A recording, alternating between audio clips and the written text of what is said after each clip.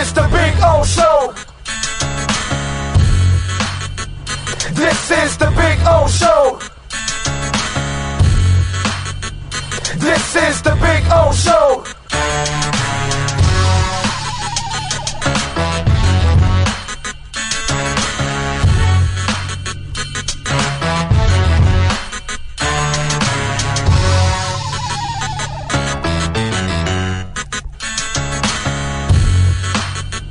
This is the Big O Show. This is the Big O Show.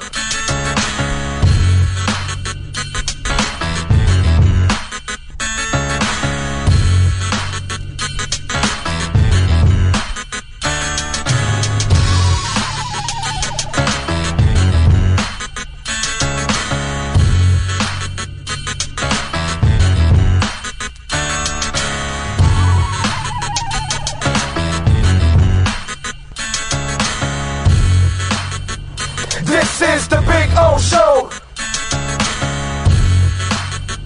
This is the Big O Show. This is the Big O Show. This is the Big O Show. Sports fans love a place with great food, cold drinks, and TVs everywhere. That's why sports fans love Sports Grill and their 7 amazing locations. Check out the Bird Road location at 11481 Southwest 40th Street in the back corner of the West Bird Shopping Center. Sports Grill is also now offering some great employment opportunities. All kinds of positions are now available from kitchen to hosting. Call for more information at 305-485-8845. From wraps to salads to amazingly delicious specialty dishes, Sports Grill is the home to the legendary special grilled wings. Since 1987, Sports Grill, good food, good drink, and good friends. It's the Big O Show. You're tuned in to the hottest sports radio. When you need your warehouse looking good while staying efficient, there's only one place to find the finest racks in the business. Pallet Rack City in Hialeah. 305-424-8547. That's 305-424-8547. Pallet Rack City is the company you need when you want your warehouse sporting the finest racks in the business. After all, who doesn't love a great rack? Pallet Rack City. 305-424-8547. That's 305-424-8547. Orlando, a.k.a. the Big O. He covers all the South Florida teams. For over 16 years, EJDconstruction.com has provided South Florida residents quality craftsmanship, accurate project management, and exceptional service. That's why EJDconstruction.com is an A-rated member of Angie's List and the Better Business Bureau. When you're looking for the right custom home builder for additions or home remodeling, please call my friend Eric at 305-433-4843. That's 305-433-4843 for EJDconstruction.com. Offense to the heat, well, you know what I mean. Monday to Friday, Probably Pablo in the...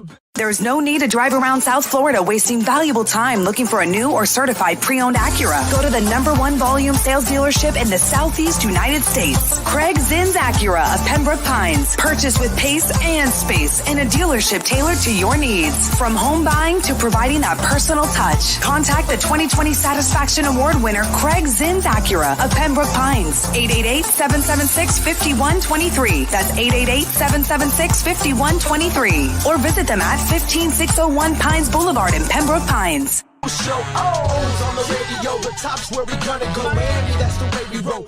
Folks, you can support the hardest working sports talk show in South Florida through Cash App or Venmo. Just search Cash Big O Show. Support us through Cash App or Venmo. Cash Big O Show. We thank you for your incredible support. On the morning show, Big O.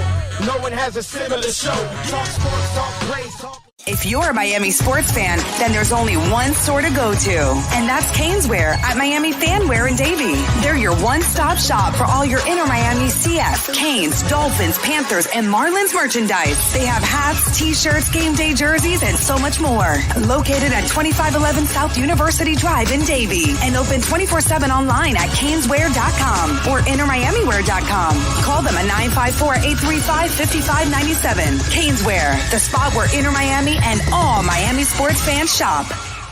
Live and direct, because nobody do it better than Big O in the set. From sunrise, listen live. When you're ready to purchase a new home or refinance the one you have, American Dream Lending will make sure your loan experience is easy with fast approvals and quick closings. With many loan programs and competitive rates, now is the time to turn your dreams into reality. Ask about special financing for veterans. They never charge an application fee, and you will work directly with one of their experienced loan professionals. Stop dreaming and contact American Dream Lending today, 786-802-1727, or online at adreamlending.com. There's no need to drive around South Florida wasting valuable time looking for a new or certified pre-owned Acura. Go to the #1 volume sales dealership in the Southeast United States. Craig Zinn's Acura of Pembroke Pines. Purchase with pace and space in a dealership tailored to your needs. From home buying to providing that personal touch. Contact the 2020 Satisfaction Award winner Craig Zinn's Acura of Pembroke Pines. 888-776-5123. That's 888-776-5123. Or visit them at 15601 Pines Boulevard in Pembroke Pines. The viewpoint, statements, or beliefs expressed on the following program by the host, guests, or callers are not necessarily the opinions of FantasyXS.com, Media Group Inc., ownership, management, sponsors, or website. When it comes to South Florida sports teams, very few in the media have witnessed, lived, and covered it like the Big O. Let's start the program dedicated to your favorite South Florida teams with a passion that's unmatched. The Big O Radio Show is on. Here's the Big O.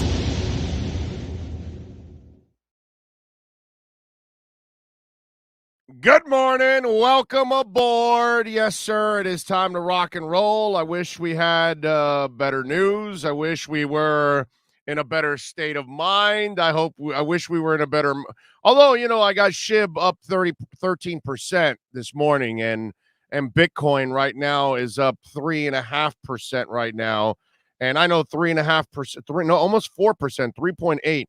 And a lot of people would say, well, that's not much. Well, yeah, no, it goes from 55,000 to 57,700. So yeah, it's actually a lot.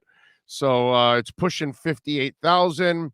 Maybe that starts getting me in a better mood right now. I'm watching Ethereum climb. I'm watching crypto.com climb a little bit more. Maybe my crypto will get me in a better mood right now. I'm still waiting for my V-chain, boy. When the V-chain makes the run, it is going to be glorious when it's all said and done. But anyway, I mean, talking about football doesn't make me smile, and talking about crypto makes me smile. I mean, you can see it in my face because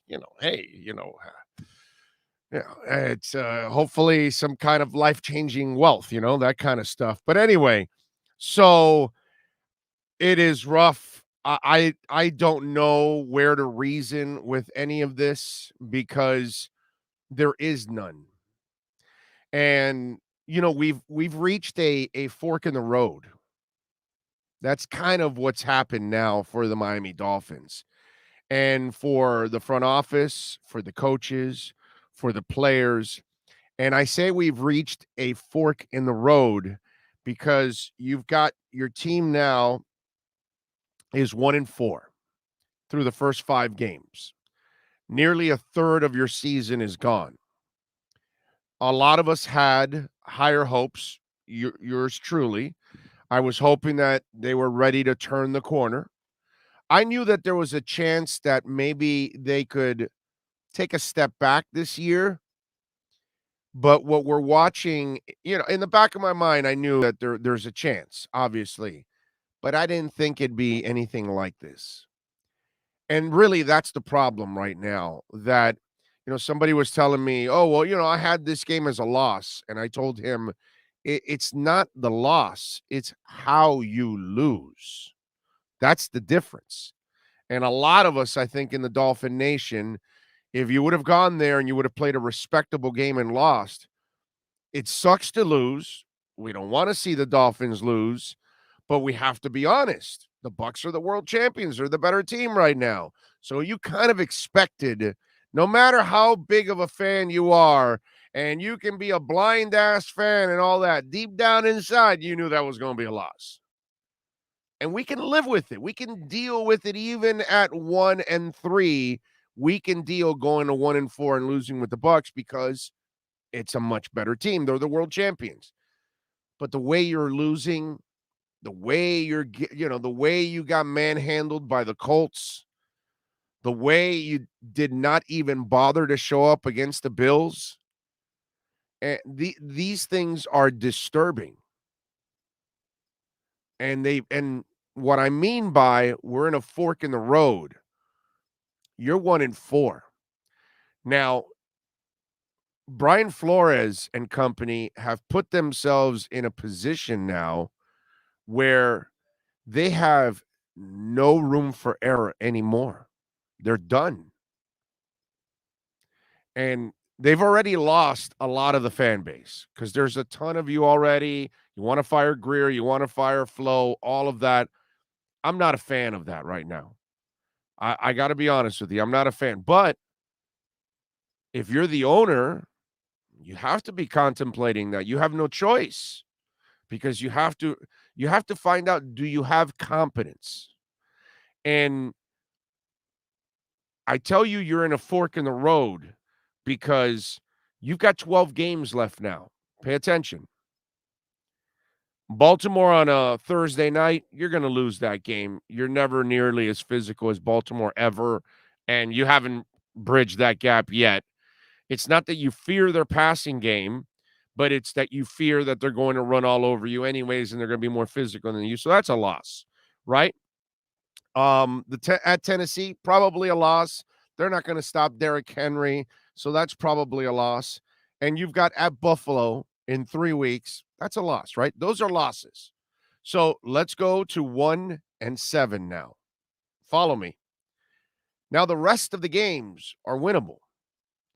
Next week against the Jags, following week against Atlanta, 4 weeks from now against Houston at Hard Rock, at the Jets, Carolina, against the Giants, against the Jets again, at New Orleans, and versus New England. Those are all winnable games, so you can go 9-3. But the way they're playing, do you think they're going to win all those winnable games?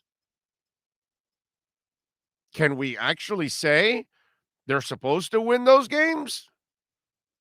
The way they've played, the way they've started, there's no way anybody can say, well, no, they'll win those next 9 games and they'll have 10 wins on the season and they'll finish 10-7. This is 10-7. Forget about 11 or 12 wins, any of the craziness that some of us had. Okay? Forget about that. Just to get to 10, you got to win all the winnable games. Well, I thought the Colts was a winnable game last time I checked. The Raiders was kind of a winnable game. You didn't win it. So now you start to lose one of those games, it's 9 wins. You lose another one of those games, it's 8 wins. It's not going to be enough for the Dolphin Nation. Most of the Dolphin Nation, they're just going to say, this is the end of the road. I'm done with these guys. Fire Chris Greer, fire Flo. The owner needs to go find somebody else, right? This is what's going to end up happening. I can already see it because I've been on this road before in this life. Now,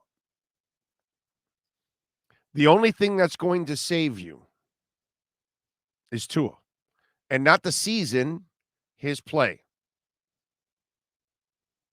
If he can somehow in the next 12 games stay healthy, one, play well to convince you got a franchise quarterback, that's the way you will roll over into the following season with hope. But right now, they have put themselves in a position that they are going to get absolutely throttled at the end of the year by fans, by media, by pundits all across the country. This is what's going to happen with the Miami Dolphins. They have to go perfect, and perfect is winning those next 9 games. Can they do that? Right now, there's no part of me that says that they can do that. And that's why they are in a really interesting situation, because if you start to lose some of those games that are very winnable, you start to lose that locker room also. And I'm not going to say that Flo has lost that locker room, because I don't believe he has yet. But he has a chance. He has a chance. We're going to find out more about this team and what kind of a connection Flo has with this team. Because right now, the feeling is he doesn't have a good connection with the team. So he's got 12 games now to figure it out and send a message back to his owner that, yeah, no, I've got this back on track and we're headed in the right direction. And it's going to be really, really hard, near impossible to do that now that you have put yourself in this position at 1-4. I mean, this whole season's different right now if you beat the Raiders and the Colts. You're 3-2. We can live with that. You lost to the Bills. You lost to the Bucks. You won your other 3 games. You got 12 to go. Not bad. Now you're feeling better. It shows you those 2 games, how they have changed the complexion of the entire season. It's a really, really difficult point right now for this coaching staff, for these players, for the future of the Miami Dolphins, for Stephen Ross, for us as fans. This is really tough, man. And I don't want to see these guys fired. I don't want to see new coaches and new front office, and then they're all going to start all over again, and it's going to take a few more years, and it's this vicious cycle that we're in all the effing time. I put out a tweet yesterday, and it's an old school tweet.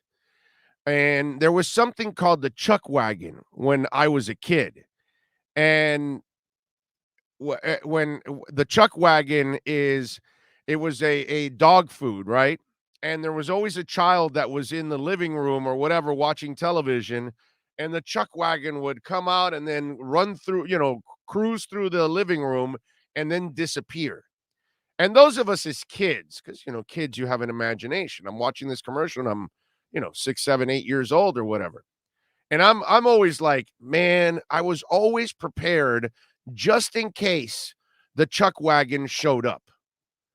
I was like, man, if that Chuck Wagon ever shows up in my house, I'm going to catch that bitch. There's no way that bitch is going to escape me. That was a commercial back in the, I don't know, I want to say 60s to 70s. I want to say was that commercial, something like that. And so that was like a thing with the Chuck Wagon disappearing and all that. And you always wanted the little wagon with the horses. And this is the Dolphin season for us. Like, this is the season that we're going to win and go to a Super, and it disappears on us. That's the Dolphin season, the Chuck Wagon. The Super Bowl season right there. That's the Chuck Wagon. Dog never gets it. Kid freaks out when he sees it.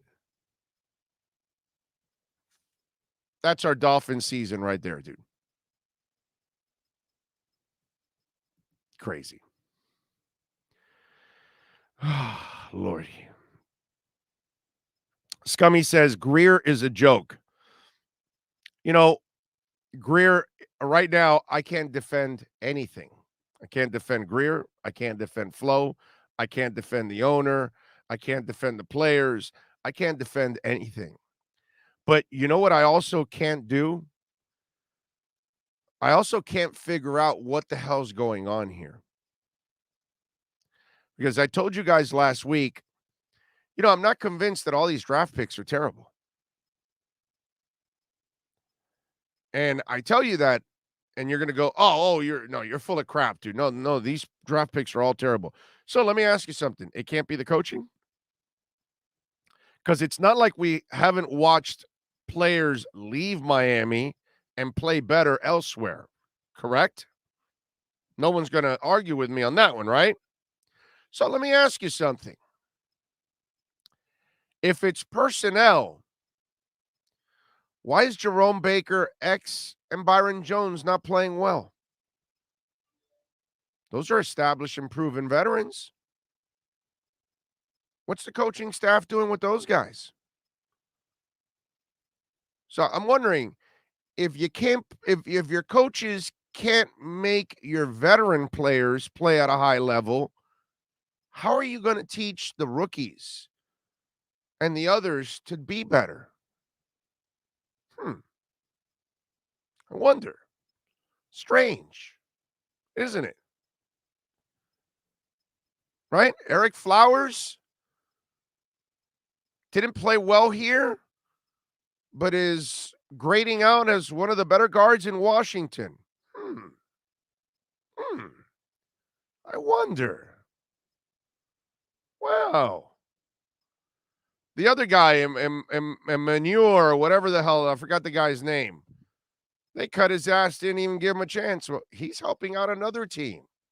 Wow. It's kind of interesting that these players leave here and they're playing better. I wonder if Austin Jackson was coached up by a real O-line coach. Could he play better? Could Robert Hunt be a better player? After all, Jesse Davis got Tua injured, your veteran player. See, these are the things that I think of, and I sit back and I wonder, do they have the right person teaching Noah Igbenogany how to be a corner? Because they can't teach X how to play better. They can't teach Byron Jones how to play better. Is Javon Holland in good hands? I wonder. I mean, it's something to think about. Because I have a hard time watching failure all over the place and then lazily just blame it on personnel. When I see personnel leave from here and excel in other places. So is it the personnel decisions or is it the people that are preparing these players who for a couple of weeks didn't want to even pass the ball deep, waited till the end of games? Is it these guys took forever to move Austin Jackson, a guard, who actually played a little better yesterday, and Eichenberg maybe at left tackle, even though, again, the people preparing, I still think if Eichenberg's your best tackle, he's got to go to the right side. If you got a lefty quarterback, but again, these are the people preparing them. I'm just saying, you gotta think a little bit about this. I'm not so convinced that all these people are terrible. There's too much terrible. And they've played better in the past. Like, what happened to Van Ginkel now? He's been on a rise in the first 2 years. My man has disappeared. So what are you doing on defense? Yesterday comes out that they had to rearrange the whole thing about the offensive coordinator. Now they've got Godsey directly talking to the quarterback. But why?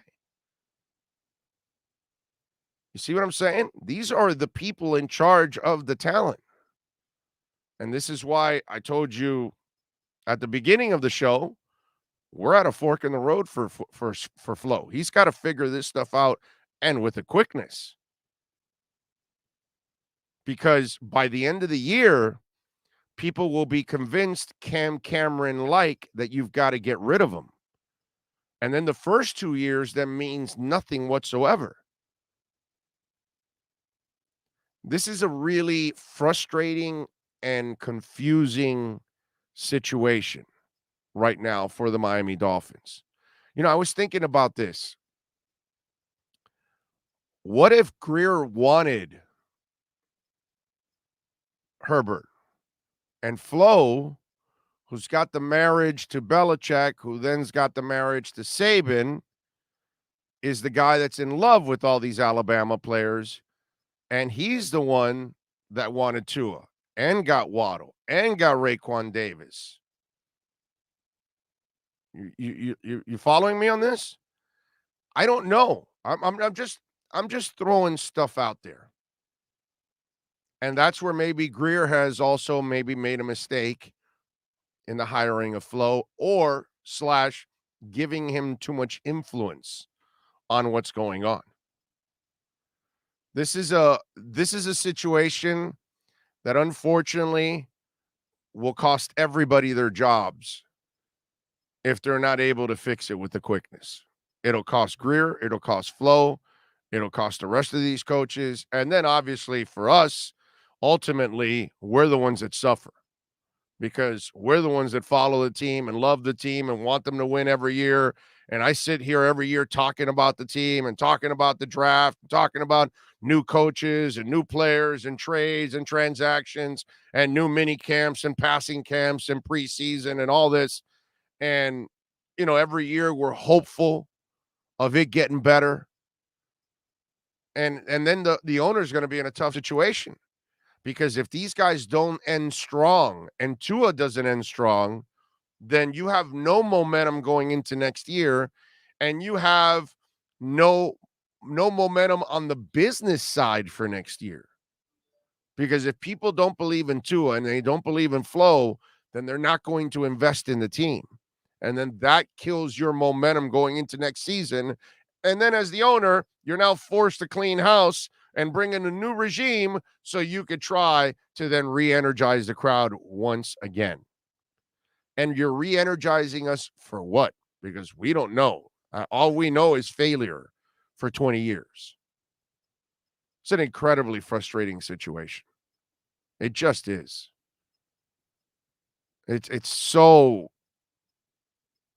just, it's sickening. That's how bad it's been. It's sickening.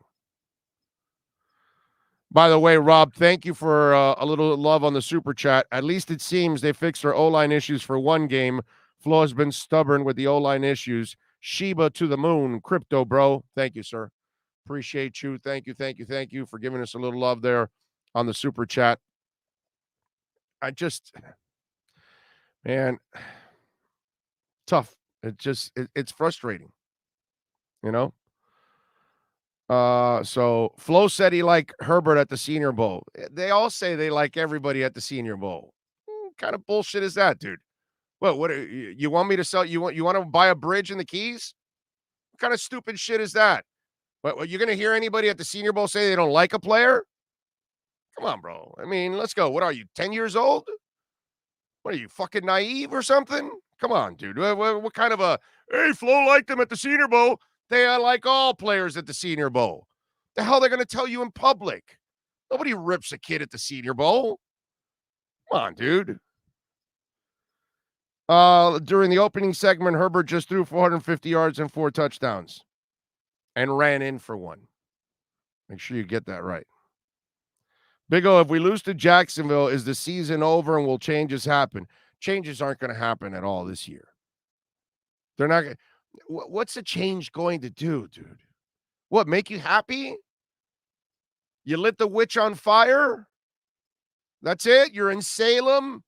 And then, okay, she's evil. Light her up on fire. Let's go. What does it do?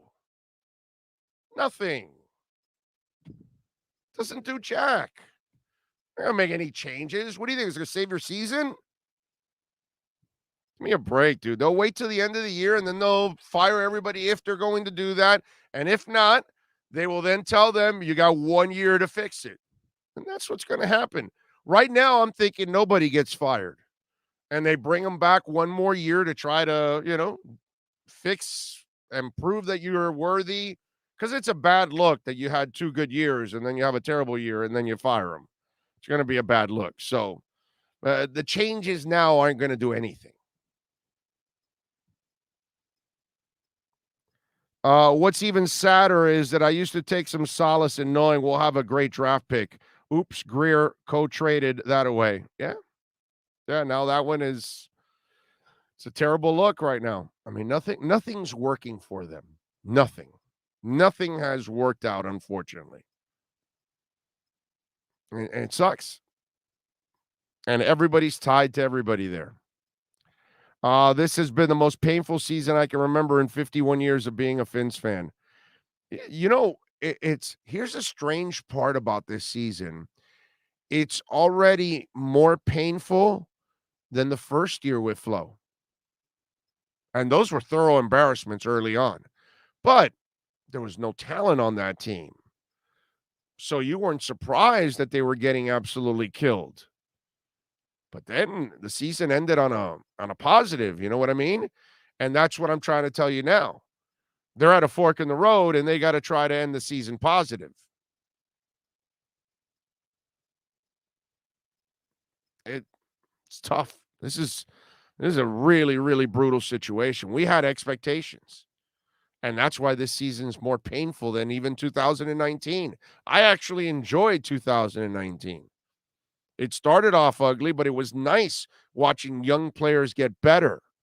But as I told you, I think it was last week or the week before, Flo didn't deal with any expectations the first 2 years. So he was able to overachieve and surprise and everything. This year, he had to deal with expectations. And this is what he's not meeting his expectations, their expectations, our expectations, the media's expectations, the pundits' expectations. He's not meeting any of it. And that's the different monster that Flo is dealing with now that he didn't have before. BitBop66 says the Dolphins are a small again, like Fred Flintstone shrinking little by little when he gets berated by Wilma. For us old folks.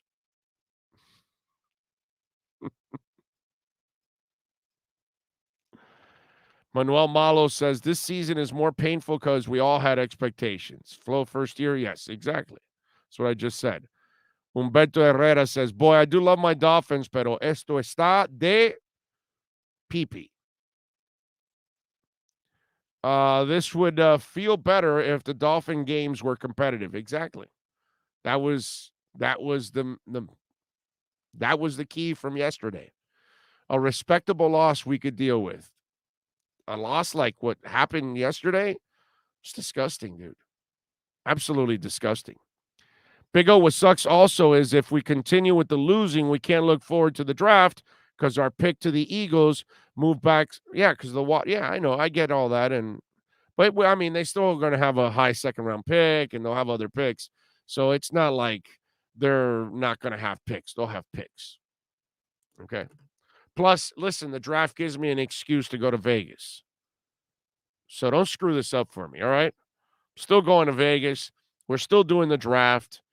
We're still following our Dolphins. We're still going to talk Dolphins. As painful as it is.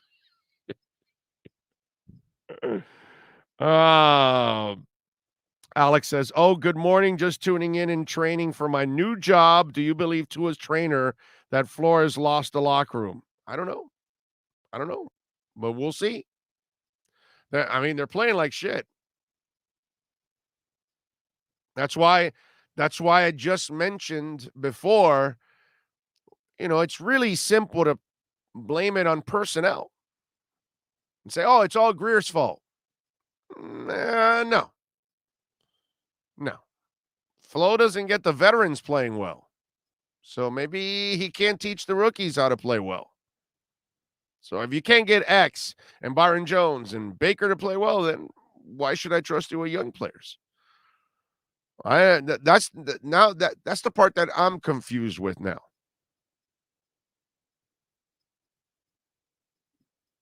It's a setback. We lost 4 in a row. Looking forward to seeing Tua ball out the rest of the year. Let's hope so, man. Let's hope so. Brad Boss says he had to deal with expectations and conveniently overlook all of the offseason moves that weaken the team. But let me guess, it's all Flo's fault, huh?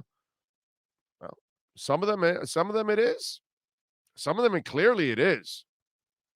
Whether you want to admit it or not.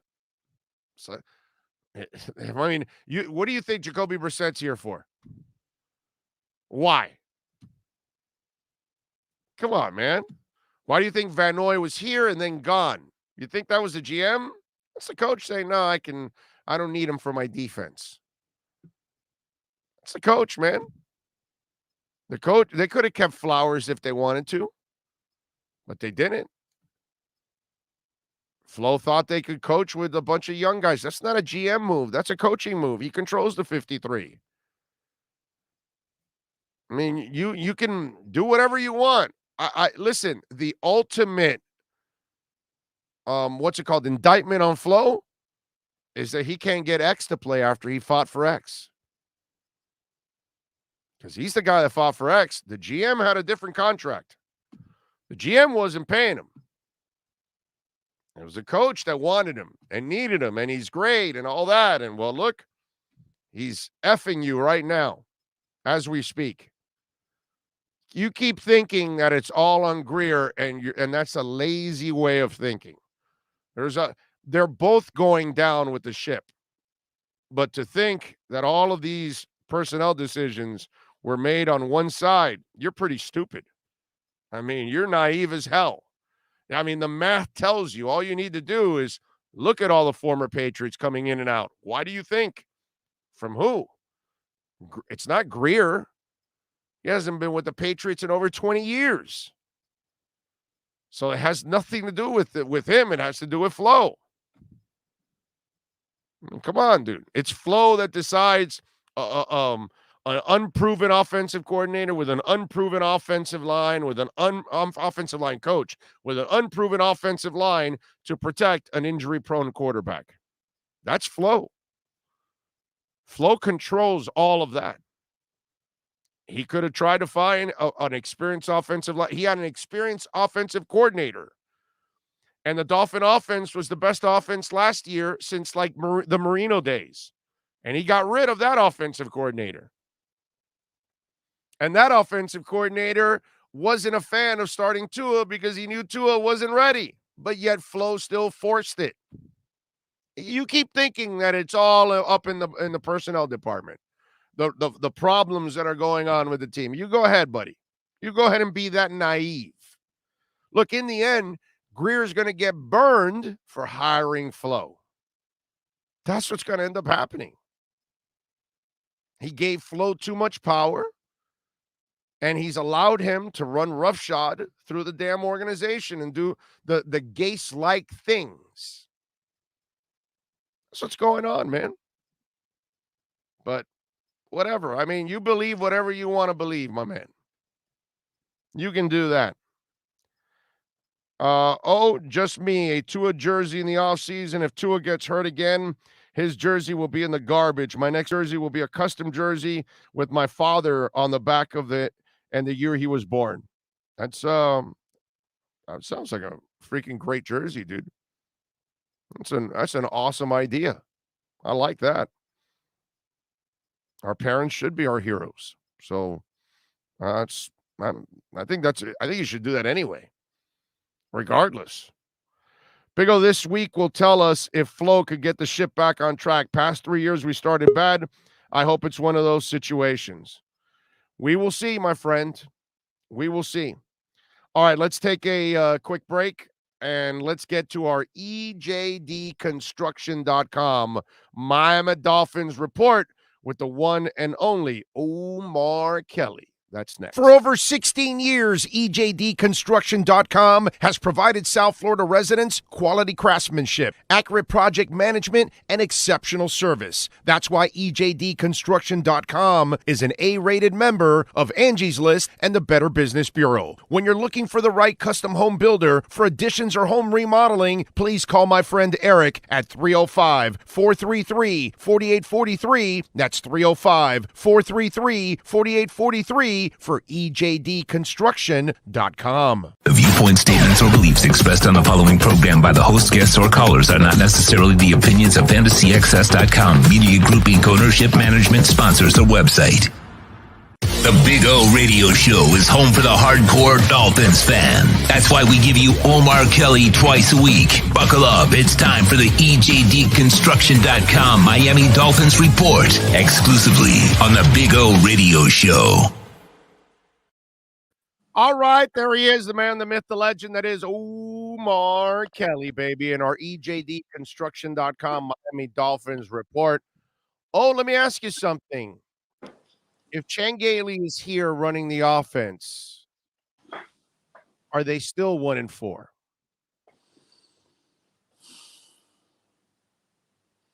Probably 2-3. I still think it. I think that there's no reason or excuse why you lost that Colts game. I will not give you any. No, of course not. Interesting that you asked that. I'm glad that they streamlined the offensive coordinator. I think George Godsey probably has the opportunity to be a better offensive coordinator now that maybe he can have a direct line to the quarterback. The whole system that they set up, while I understood it in theory, there's a reason why nobody else does it. Same thing with co-coordinators. While I understand it in theory, there's a reason why only one other team does it, and in Minnesota with co-defensive coordinators. Yeah, but Minnesota's bogus. You know why? Because Why? they're running Zimmer's defense. So really, it's two dudes running. You know what I mean? It's not really a two system. You're really running the Z-Man system. You can say the same thing about Zimmer's a defensive guru, man. That's Flo, why. Flo was never a defensive coordinator. He just ran Belichick's defense. And yeah, but you still have to make the calls. You still have to make the calls on downs. Was he? So that Are part, you sure? Was he? Yeah. Are you sure? Yeah. He was calling the plays. On defense, he was. No, he lets his coordinators. No, Belichick lets his coordinator. Look at it. You'll see. Belichick's not calling every defensive down. Yeah, you can look at it. I didn't think he was. I didn't think. No. He let that part. I mean, I can't take. You can never take that. It's kind of it's the opposite of Philbin, doggy. Philbin helped McCarthy coordinate the offense, but on game day, McCarthy was still calling the game. So Philbin never was really the guy ever in Green Bay, whereas the reverse was Flo. He did call the defense. So let's give him credit there, because that's a chess game, doggy. That's IQ to IQ. You got to give him a little love there. We got to. He deserves Yeah. that. Yeah, You're so rough. Yeah, I am. I gotta be, man. I gotta be. You're so rough. No, but you're right. Listen, bottom line is nothing Flo's doing is working. You know what I mean? But this is the first time when we watch the 2 linemen leave from here, Flowers and what was the name of that dude again? Emmanuel or whatever the hell. And they're both. I don't even. He wasn't good. Whatever. He had a name like Alzagari.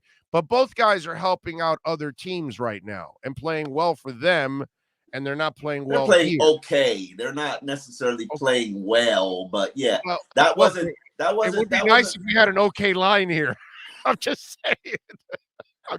They might get to it. They might get to it now that they don't have a turnstile at left tackle. Okay, but my bigger point is that Flo made probably bad decisions there to get rid of those guys. And then he made a bad decision. Wait a minute.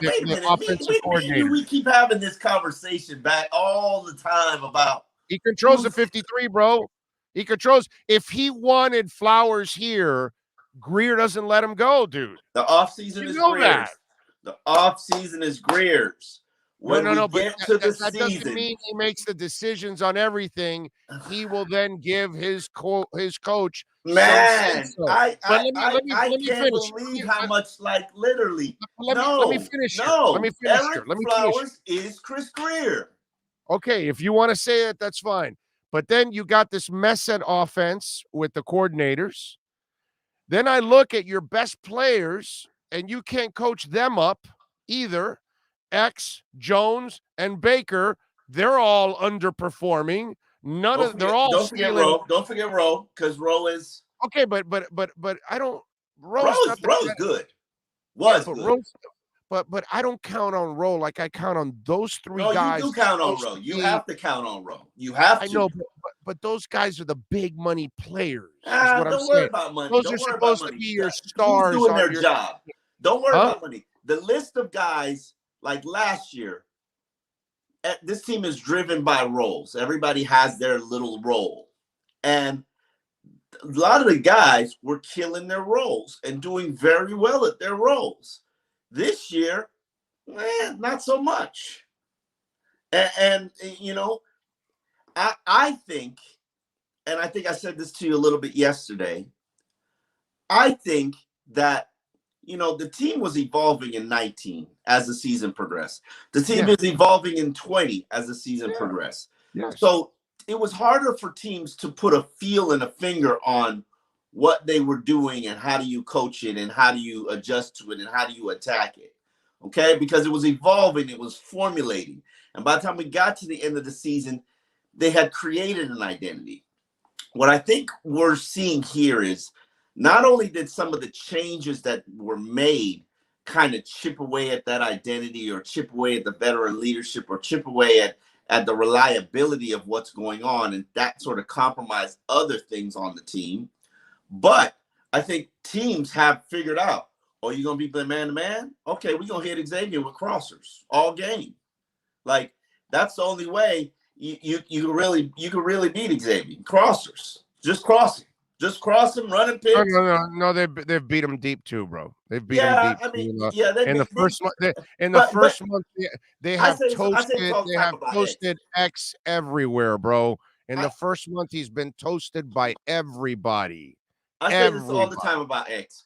He's not a shutdown corner. What he is he's a ball-getting corner. Now, you need a little bit better pressure so that those passes cannot be as accurate as they are, because if it's in X's zone, he's got a good chance of getting it. If you got no pressure, the quarterback has all day to throw like Tom Brady does, and he can pinpoint passes, X is going to get beat, as is any cornerback. Name me the cornerback that Tom Brady does not beat.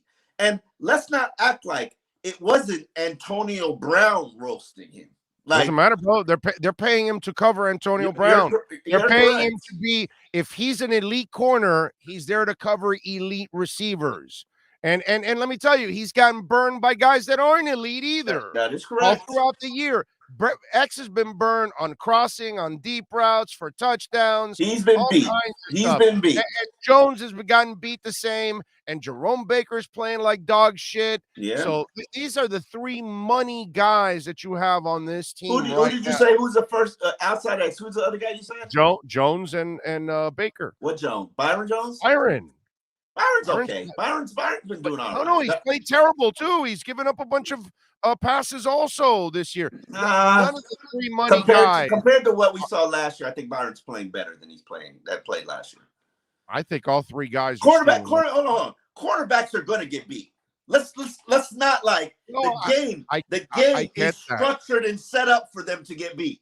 I get that. Think about how many times you've seen a receiver push off on a cornerback. Like, I think they pushed off on X. And Evans. Yeah. No ref is calling that. They should. No, they weren't. No. But they should, but they won't, because offense makes this an $11 billion league. Nobody's paying to see Xavier or Byron Jones or Darrell Revis or Richard Sherman. Nobody paying to see them. But you were making the plays last year, and now you're not. You were getting the ball last year. Well, you were making the plays last year. That's the only reason you had a good defense, outside of the fact that you were a third. Two reasons they were a good defense. They got turnovers, and that was all X, mostly X. And they had tremendous amount of success in the red zone and on third downs. They were number one in the league in third downs defense. Okay. Well, how come they're not doing it again? You're not good at it. They were opportunistic when they had no talent the first year at the end of the year in that 5-4 run. They were opportunistic last year. Why aren't they opportunistic this year? I don't get it. Why? When you say opportunistic, you got to quantify that and define it for me, because I didn't think they were. They made plays in key moments to turn over a game. Both 19 and 20 in the back end of 2019. No, let's found a way to get off the field. No, but not even 19, 2020. I give you 19. The back 19, end, 19. As I said, and you argued me for 2 years. 19, all but one victory was Ryan Fitzpatrick. And you could give Flo credit for whatever you want. But Doggy, in order for you to win, the team has to make stops. The defense was opportunistic in 19 at the back end. They made plays. They found ways to deflect passes, turn over people, get a key sack. They did things in 19 in the back, even in the back end with no talent. They found a way to make a difference in some games. And then last year, obviously, they were really good all year long doing it. This year, Omar, they're not. That's my point with Flo right now. He hasn't done anything right. Nothing. That's the problem I see with Flo. His veterans aren't playing well. His rookies aren't playing well. The team isn't playing well. The defense isn't opportunistic. There is nothing. And then his structure is not working out either, whether it was the offensive coordinators, these kind of things. Everything that he has done has been wrong so far this year. That's my point. Personnel is also wrong. Team is also Yeah, wrong. of course. Everybody goes wrong. Listen, You're starting in the quarterbacks hurt. You're starting, and I'm not making excuses for him because, as you know, you drafted an injury-prone quarterback, so we're not going to sit here and be surprised that he's injured. That's So, everybody can fight the whole. Oh no, he just had bad luck. Bullshit, dude. He's injury-prone. He's always been injury-prone. That's the problem with the kid from high school to college and now in the NFL. He's small. Right. He's small. I watched him, and I love him. I love him. I believe in him. But I was watching the warm-ups, and I was watching him closely just to see because he's not warming up, he's not practicing, but he's walking around and he's dapping up players. And him and Devontae Parker. And I'm looking at him standing next to Devontae Parker, and I know how Devontae Parker looks size-wise. So I know, Devontae's a bigger-esque, not big, but bigger-esque receiver. He looked like a giant compared to Tua without pads. And I was like, man. And I knew Tua wasn't big. I knew he wasn't a big quarterback. But that part to me, the part was you didn't protect him. You knew what you were drafting. They thought you knew what you were drafting. You should have spent real money on the O-line and go get some dogs that you have to overpay for. Like when I'm watching Kansas City with Tunney, you should have bought his ass, dude, when you had a chance. Screw that, man. Overpay. But if you're going to draft an injury-prone quarterback, come on, dude. Protect him at least. And that's the part that's just crazy. What you should have done, and I hear what you're saying, and I hear your thought process, and I don't disagree with your thought process. I've said from the get-go, yeah, this line isn't good enough. And I don't even like the approach that they've taken to supplement the line. I don't like the approach that they took to build the line. I don't like the approach that they took to supplement the line. I don't like the approach that they took to coach the line. All decisions were terrible. All of them were terrible. And I'm not even, and by the way, I'm not even sure that all these guys are terrible, the young guys. I don't even know if they're being coached up the right way right now at this point. That's my problem. I think we're I hear where you're coming from. I think we're at a starting point. Like, I'm going to begin evaluating this team, this line, this quarterback. I'm going to that first portion of the season, first 5 games, didn't happen. Slate is clean right now. From my standpoint, because I see what you're saying. No, I like what you're saying because now you've readjusted the line the way maybe it should be. They played their best. You stop all your foolishness with three hands in the kitchen, 3 cooks in the kitchen. Right. Like, and now you get Tua back. You get Tua back. I don't know if you get Tua back. Let's not like guarantee that because he's got to look good in practice. What'd you say? Yeah, it seems like it. They must know something. Let's wait. The way Flo was talking, he kind of gave it away. That's the hope. That's the hope. But you got to see him in practice. There are things that he hasn't been asked to do in a month that he's finally going to get the green light to do, and we don't know if he's going to be able to throw on the move. We don't know if he's going to quick switch stuff. Yeah, might be something and I continue to remind people, and I really hope that you get this. Jay Cutler played with broken ribs and a flak jacket at the end of the season in 2017 and was playing hot potato with the ball because he didn't want anybody come nearing him or touching it because he was in pain. Right. And the team eventually quit when they realized, okay, well, this is it. This is all we got. And Gase is making excuses for it, and that's his guy, and it's all our fault. Like, all right, we're done.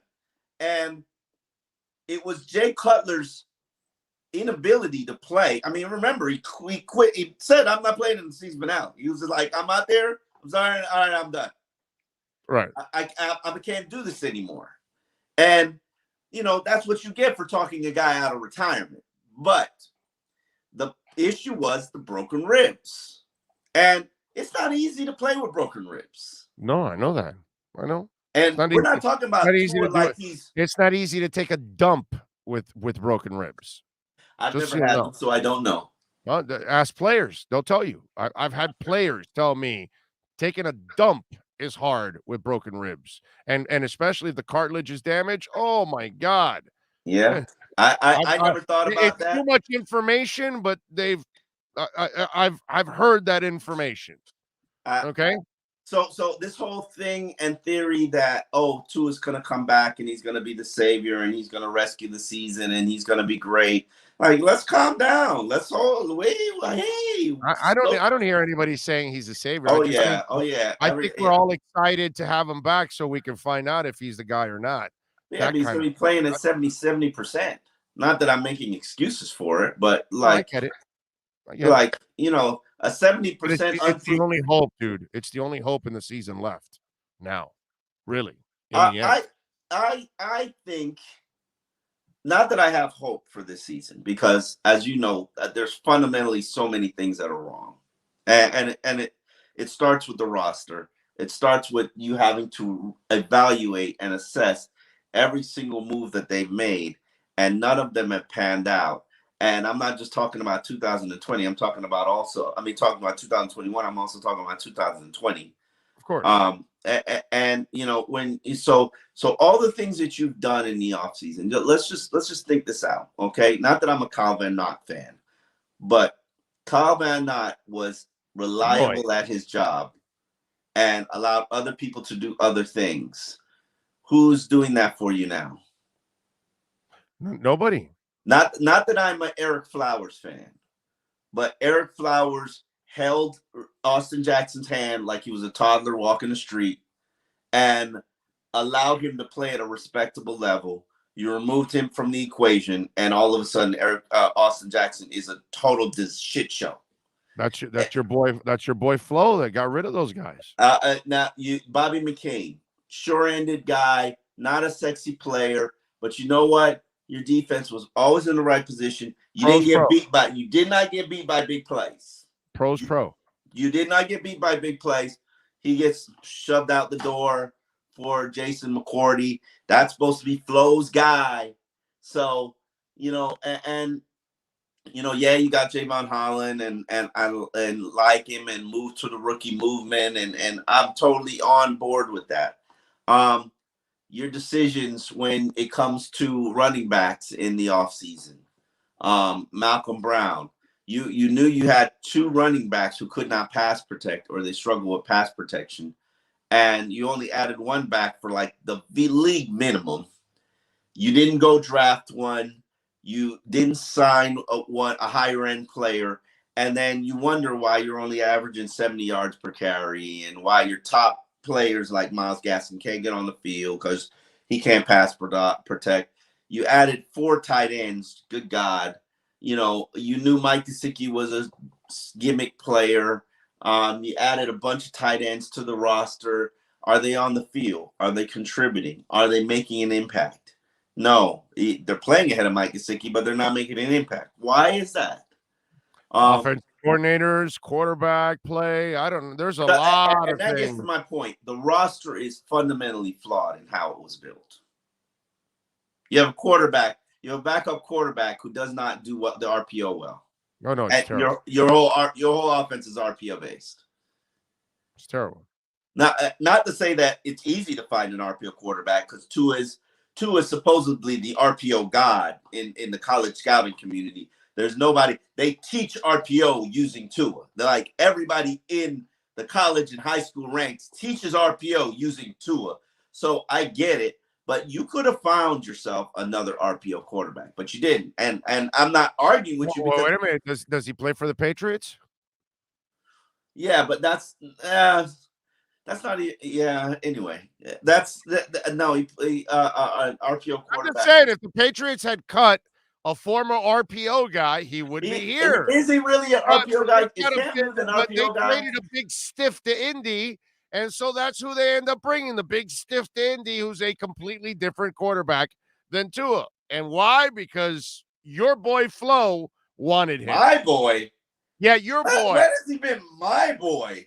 Are you crazy? Flo thinks I'm out the boy game. Flo.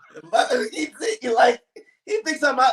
I'm enemy number one. Like my boy Flo. Like, come on now. Your boy Flo, who really has that defense humming. To me, that's the ultimate indictment on Flo, because any head coach, whatever his expertise is, normally that part of the listen, team they had one bad game solid. against the Patriots. Against Tampa. the first 2 years.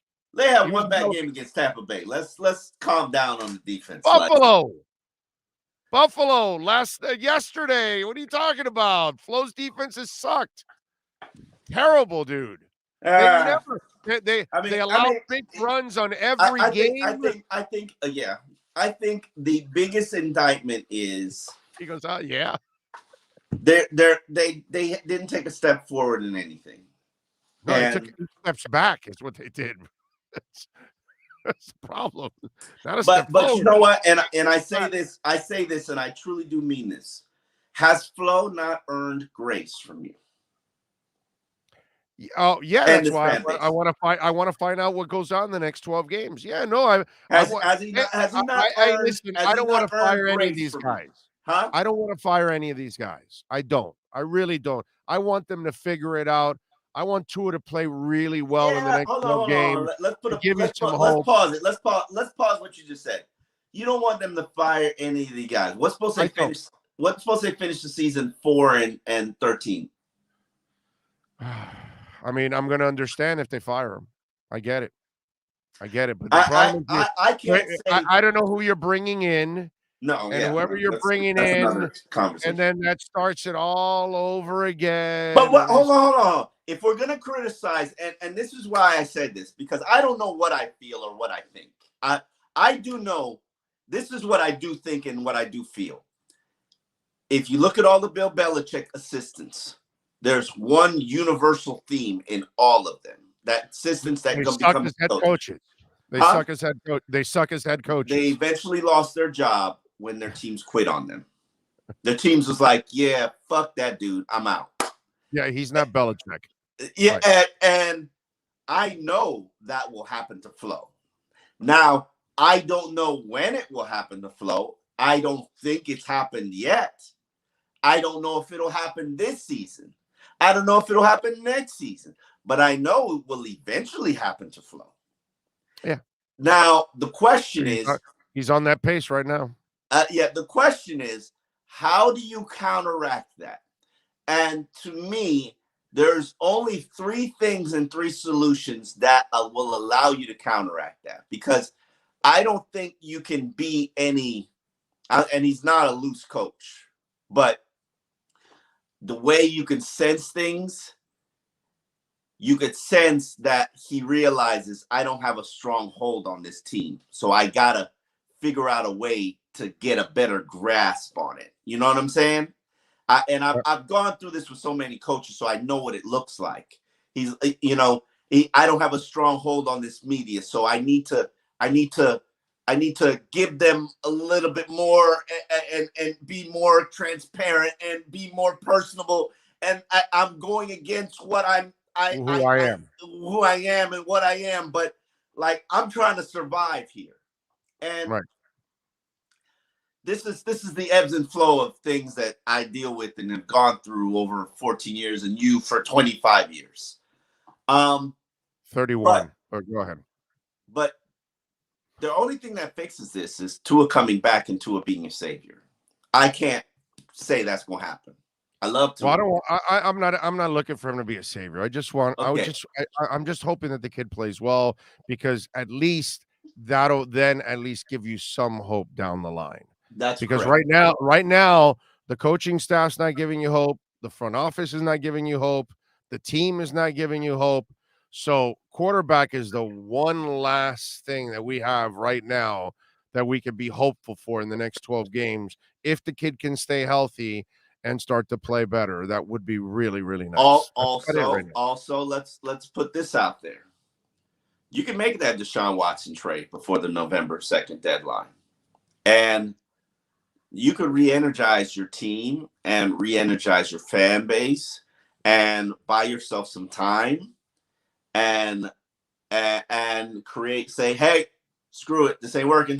I don't know if you re-energize. I think you loaded up with a ton of controversy. One, you'll have women's rights groups all pissed off. That goes away. That goes away in 2 weeks. Wait a minute, but that Omar, goes away after his first victory. Omar, you're assuming he plays. What happens if he's actually guilty and there are some criminal charges? You're correct. What happens? Then you traded for that. We waited out. Even bigger. I'm not saying it's the right approach. I'm telling you what can save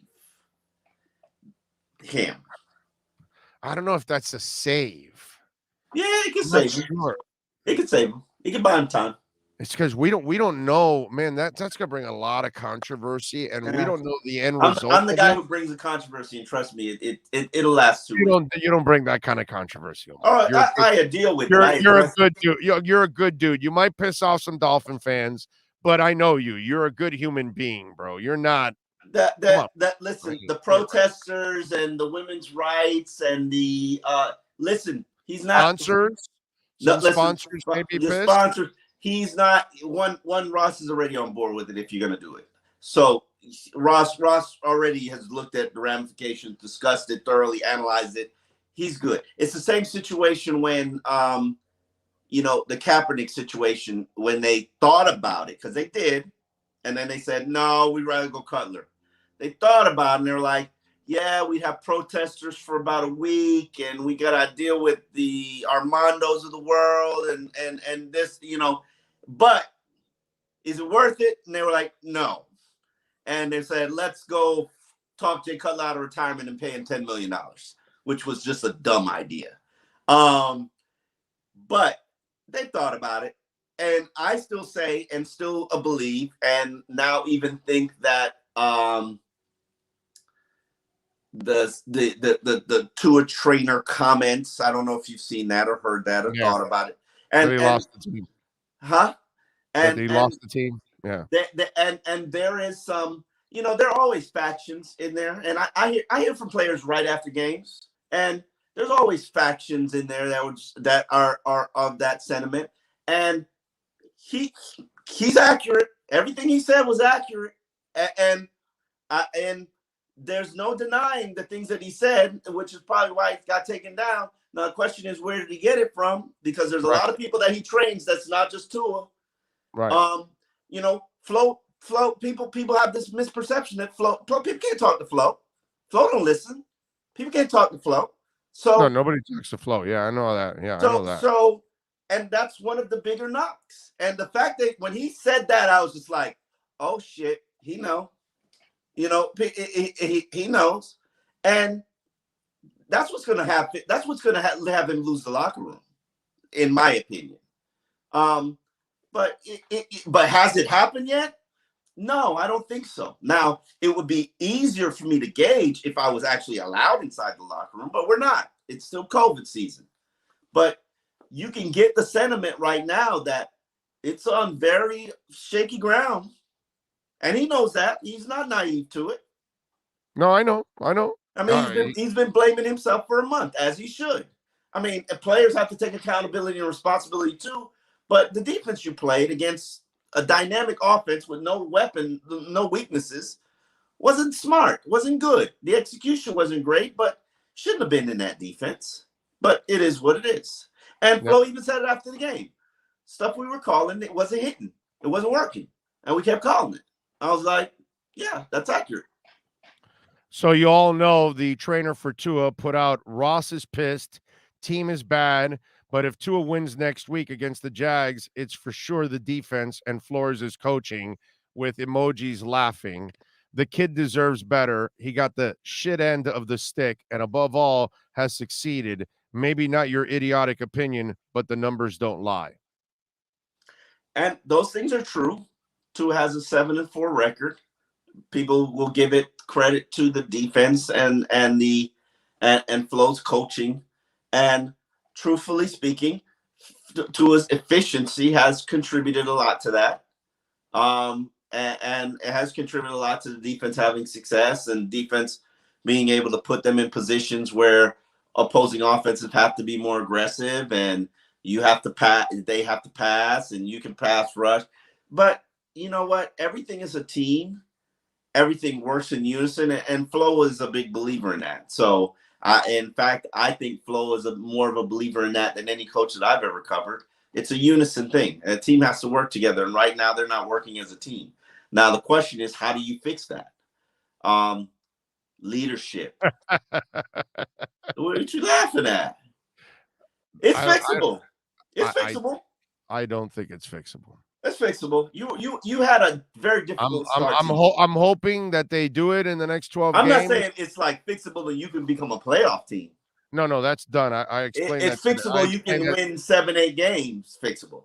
Right. It's I explained that today because they still have Buffalo, Baltimore, and at Tennessee. Those are 3 losses. Oh, you saying Ryan Tannehill gonna put his foot in their ass? No, I'm saying Derrick Henry's gonna put 2 foots in their asses. is what's gonna happen. I've seen them against the run, and they're not stopping that dude right there. But listen to this. Listen how screwed up this is. Stop the run and let Tannehill do what he wants. Listen how screwed up this is. You're gonna lose at Buffalo. You're gonna lose to Baltimore because they always punch you in the mouth. And you'll lose to Tennessee because they're going to shove Derrick Henry right down your throat, and you're not going to do a damn thing about it. Did I get you to 7 losses? You got the Jags coming up. You got Atlanta. You got Houston. You got at the Jets, Carolina, the Giants, the Jets again, at New Orleans, and versus New England. All winnable games. Those are 9 games. You have 1 win. That would be 10. There's no way this team wins all 9 of those games the way they're playing. I mean, we just saw what happened with the Colts, right, recently. And the Raiders game was a winnable game. Those are the 2 games that have screwed up your season already. Because if you're 3-2 right now, with all those games left, you're looking pretty good. The fact you ended up 1-4, and now you've got to run the table on the winnable games.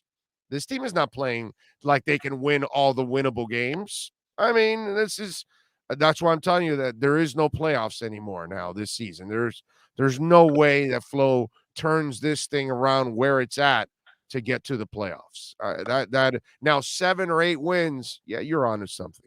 I think that's probably what they're working. Yeah, on. I mean that's got to be. Yes, it's not a winning season anymore, but it's possible. It's realistic. It's doable. Yeah, 7 or 8 wins. And here's my thing. They're about. And I'm going to do a column on that this week. There are about 10 things that's going wrong with this team. If you address 1 a week, just fix 1 a week, and then make sure that it's fixed the rest of the way. And coaches have done that here. I remember Joe Philbin used to do that. He'd do it late, but he finally get to something a month in, and it worked.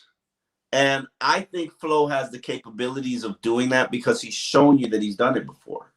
And he's shown you he's done it the last 2 years. Now, the question is his players got to buy in. And in 2019, you know why they bought in? Because the Dolphins were their only chance of NFL employment. The Dolphins were their only chance of being going from a practice squad player to a 53-man player. And players were forced to buy in out of desperation. Last year, they bought in because they saw the results. Now, what's the motivation to buy in? Outside of your contract and incentives, I don't know anything, doggy, right now. Dolphins already showing you they don't give a fuck about your contract and incentives. No, I know, but I'm just giving you the only carrot that you can dangle right now. I mean, Dolphins already showing you they don't give a fuck. They don't care. So. And honestly, I expect a completely new roster next year because if these guys are still here, because you're going to have to purge the locker room. When you lose the locker room, you're going to have to purge the locker room. And I do expect Flores to lose the locker room this year. I don't expect him to be fired, but I do expect him to lose the locker room this year. And when you lose the locker room, you're going to purge the locker room. Now, there's only so much purging you can do. Yeah. So, and then we're here. We're playing a desperate season in 2022, and maybe it's a new quarterback, maybe it's the same quarterback. Who knows? It's a never-ending cycle for me. Every 4 years, man. Every 4 years. All right. Follow him on Twitter at Omar Kelly. And, of course, you can catch him here a couple times a week with the EJDconstruction.com Miami Dolphins report. Tell you, it's rough waters, my brother. This is when the work gets fun. This is when the work gets fun. I wish you could cover a playoff and a winning team, because that would be That's not the reality I know, bro. That's not the reality. I know it's not the reality but it's the reality we all want. Yeah. At least I want. Yeah. I'm so tired of it. You know what it starts with? It starts with finding and getting an elite quarterback. Yeah. There's going to be two out there. Do what it takes to get them and start from there. Well, I'm with you. I'm going after Rodgers. That's the guy I really want. Yeah. If I'm going after one of yeah, absolutely. Aaron, you could be the GM. Aaron Rodgers, quarterback / GM. Okay. Yeah. Definitely. Yeah, no, definitely. Who cares? Hey, listen, if Greer's going to cater to Flo, I'd rather cater to Aaron Rodgers, okay? Thank you. Finally, we agree on something. Like, don't cater to Flo. Cater to Aaron Rodgers. That's right. If Aaron Rodgers says keep Eric Flowers, you keep him. Forget what Flo says. Go get Eric Flowers. You go get him. Like, Aaron Rodgers says, give me Billy Turner. Give me Billy Turner. And it'll be the Billy Turner's resurrection. Come on home, Billy. All right, love you, brother. We'll talk to you later in the week. Be good. There you go. Omar Kelly in our EJDconstruction.com Miami Dolphins report. Been listening to the EJDconstruction.com Miami Dolphins report with Omar Kelly. For additions, home remodeling, or custom work, call Eric at 305-433-4843. EJDconstruction.com is the custom home builder and general contractor you can trust. 305-433-4843. Right, we are ready. Hour number 2 of the program. We appreciate all of you out there as always. By the way, I'll get back to the Dolphins in just a second.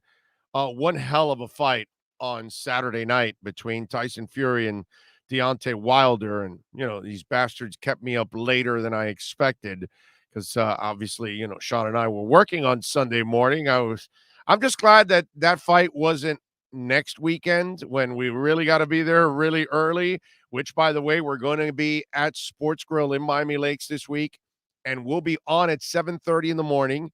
You can come join us at Sports Grill. We're going to have chicken and waffles and shrimp and grits and all kinds of breakfast items. Plus, you can get your wings and your beer and all that and a burger if that's what you want at 8:30, 9:30 in the morning, 10 o'clock while you're watching the Dolphins. So come on out and join us at Sports Grill in Miami Lakes.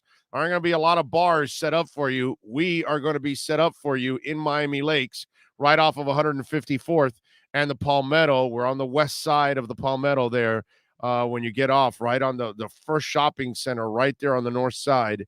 So come on out and join us this week. Starting at 7:30 in the morning, we will start our pregame show. But anyway, last Saturday night, the fight between Fury and Wilder was exceptional. It was fun, but it was also disturbing to a certain extent. And this is something that we never felt for many years, for decades. We'd watch guys get knocked out. Hell, I saw a guy die in the ring. Boom Boom Mancini.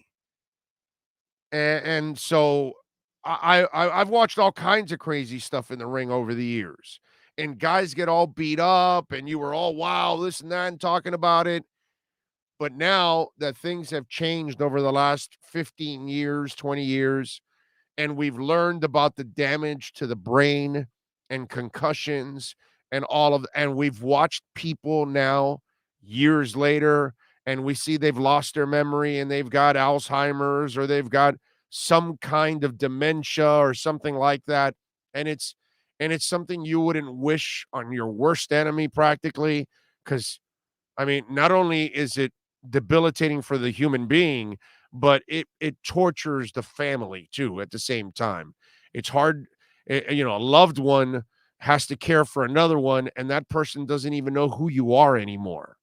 And it's the weirdest thing in the world. You know what I mean? It's not an experience that you wish on any family to have to go through. And while I was impressed with Deontay Wilder's toughness, and that sumbitch is tough, dude. And I know Tyson Fury is tough because I saw him getting knocked down by Deontay Wilder a couple of fights ago, where he came up and came back from that knockdown, which was one hell of a knockdown to win the fight. And so I know Tyson is also, and he went down a couple times.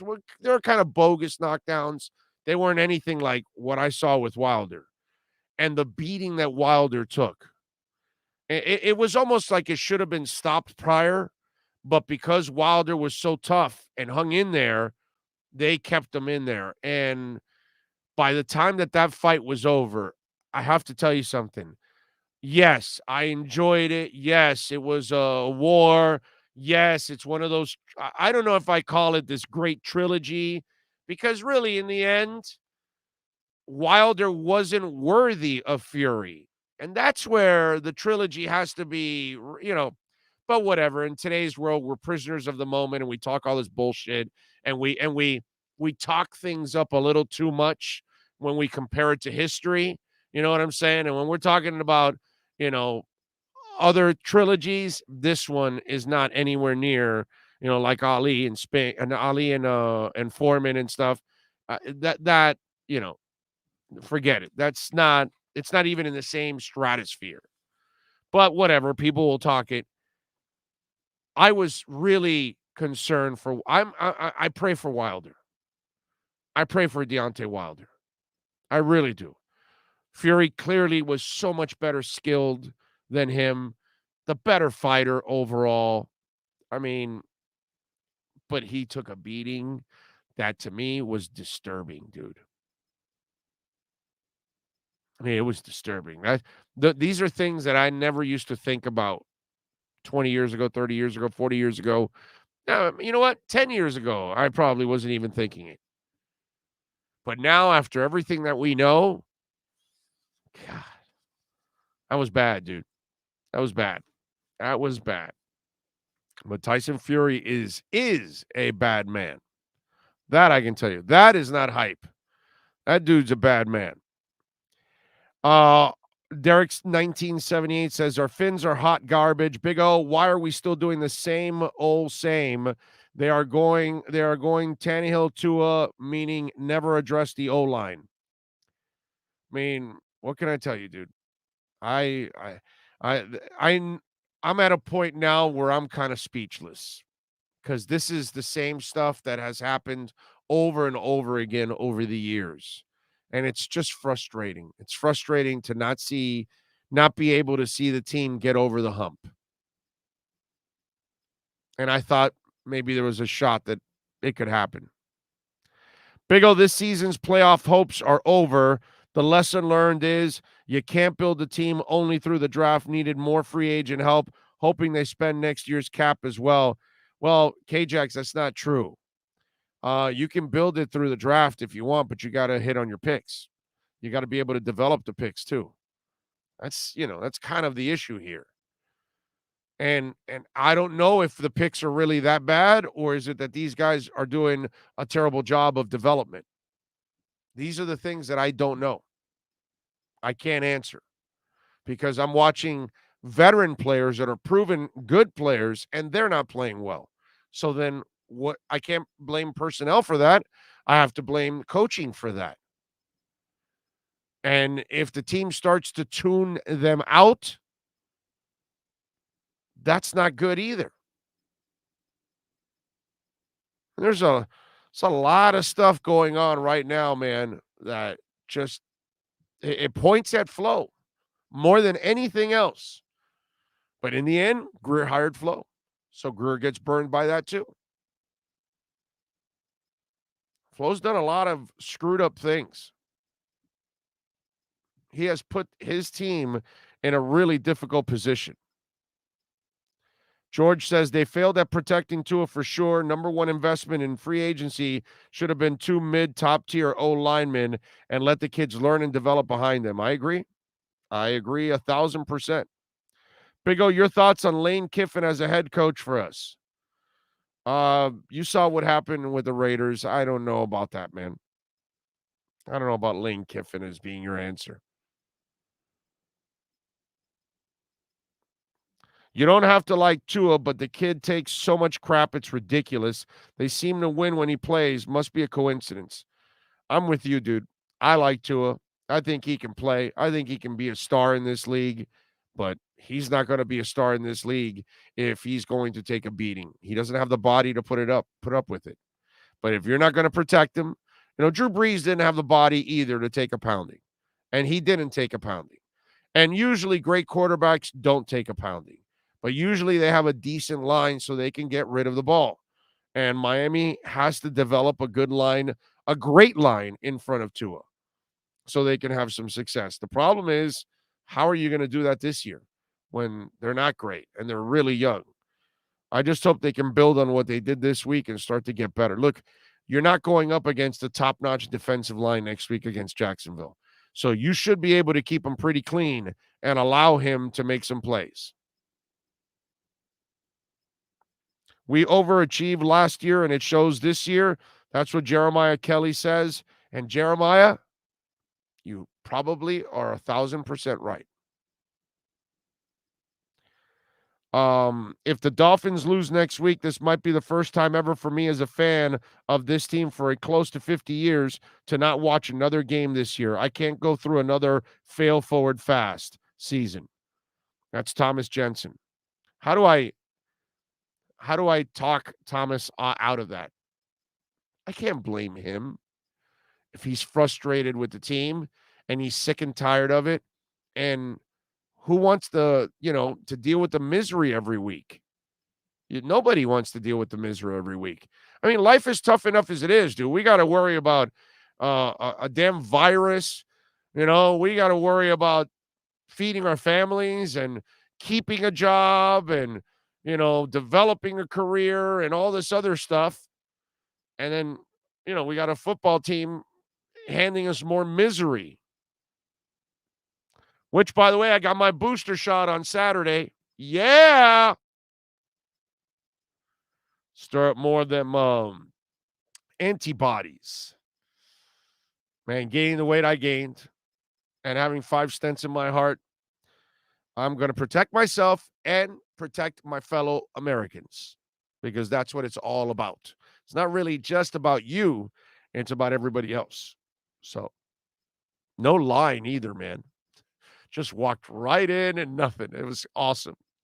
Compared to when you had to take the vaccine, holy crap, that was a pain in the ass. Let's see. Absolutely. In order to develop talent, you need to have the coaches regardless. Most teams take projects and developmental players in the mid-rounds of the draft. Someone tell the Finns, please. Carlos Rodriguez says, fire Greer, get Watson, and force the NFL to make a decision. If they allow him to play, then we can run the table. I love Carlos. I love how some of you fans, you just come up with some stupid ass, unrealistic shit that you actually think, can work or there's a chance to it. You guys sometimes are so unrealistic. It's just amazing. Bahamas SC says, what was the point in giving Fuller $10 million when you're going to spend 2 picks to get Waddle and get back Wilson and Williams? Would have been better to get an O-line with that money. Who's going to argue with you, dude? I mean, they needed speed. So I guess with Waddle, he's a rookie, and you can't put the weight of the world on the rookie, so they added Fuller. And I love that it was a 1-year deal because obviously you don't want to commit long-term to Fuller because Fuller, as we all know, is a sack of injuries. And sure enough, he's been a sack of injuries. And Waddle has been all right. Nothing great. Still dropping too many balls. Yesterday, it's funny, I mentioned that Waddle drops too many balls, which he does. So some guy sends me a DM, right, on Twitter, and he's like, well, his catch rate is 94%, which is actually really good, and this and that. And I said to the man, whether he's a young man or an older man, he's probably young because most of the young people, they like lean on completely on stats. And they actually don't watch the games. And he and I go, dude, those are balls that they threw to him and they call it as a catch. I get that. But there are times where he drops the ball, he still maintains possession. You know, example, the punt that he had a couple weeks ago, he dropped it twice. Not once, but twice. And he has dropped passes left and right, and he has fumbled balls that he then recovers after. And I get it. You're going to say, well, but he kept the possession. I understand that. But my problem is not only the drop passes, but then the other drops that he still is able to recover, it's still combined. The ball is hitting the ground way too much for Jalen Waddle. And so, you know, told the guy, nice try. Thank you for playing, but, watch the games. That's the problem with people. We have too many people that just go check out the stats, and the stats rarely ever tell you the whole story of a player or a position or a team or a coach or anything like that. You actually literally have to watch the games. See, that's the difference. I actually watch the games. I get it. You got people out there that probably do radio, like Colin Cowherd or somebody like that, and they don't watch a damn thing. They just go off of what their producers say, and they read off some stats, and the stats don't tell you everything. And one thing I would say to Jalen Waddle, hang on to the goddamn ball, dude. You drop it way too many times. Let's go. Wake the hell up, kid. That's what I would say. SH says, I was looking forward traveling down from Louisville, Kentucky for my first Dolphin game in Miami in January, but I don't know how to still go, though. Win or what if they lose to the Jags? Well, SH, remember, you are coming down to South Florida. So you're going to have a really good time.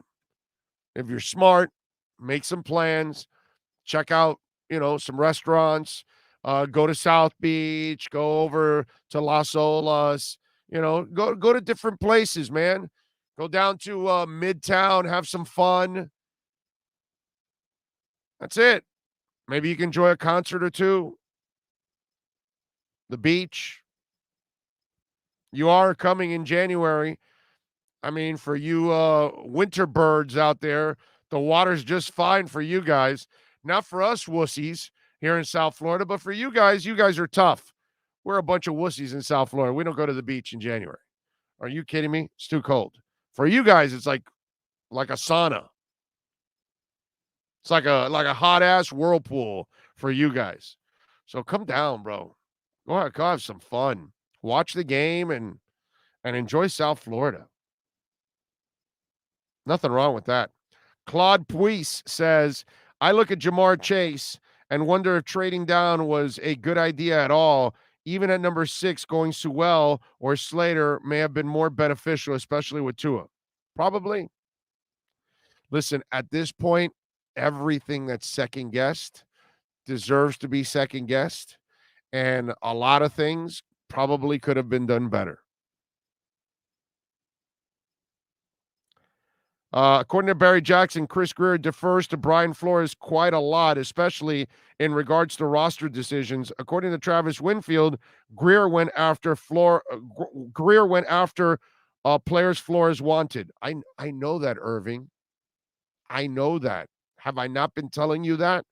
I know Omar doesn't want to believe it. But look, in the end, Grier is going to get burned because he hired Flo and he gave him too much power. I mean, it's common sense. Kyle Van Noy here today, gone tomorrow. That's Flo. Karras here today, gone tomorrow. That's Flo. Not wanting Flowers and the other linemen because he wanted to go young. That's Flo. General managers don't do that. They give the coach the option.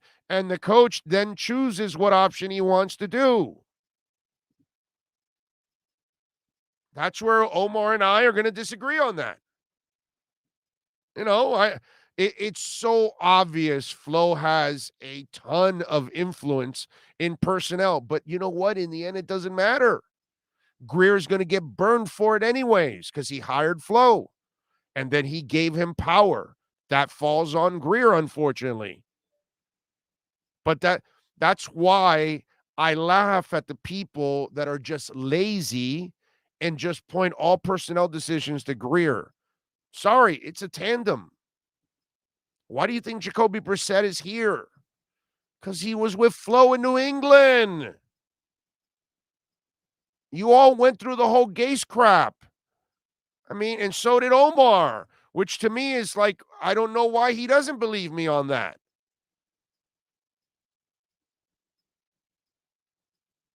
Whatever, man. It's all good. Fins for life. Listen, in the end, all of us in the Dolphin Nation, we're all suffering the same way, man. We're all frustrated, and we can agree and disagree on this point or that point, and you can blame it on Greer, or you can blame it on Flo, or you can blame it on the players, you can blame it on the owner. Who cares, dude? In the end, we're all suffering the same way. We don't have the answers. We don't have the power, right? We don't have the influence. We don't do anything except root and talk about the team. That's it. That's the only power we have. We have zero influence. Sucks. If you guys want Greer to go, you guys should feel and place the same blame on Flores. Of course. It's lazy to just say, oh, it's all Greer. No, dude. Don't be ridiculous. Come on, man. There's I actually really feel Flo wanted Tua.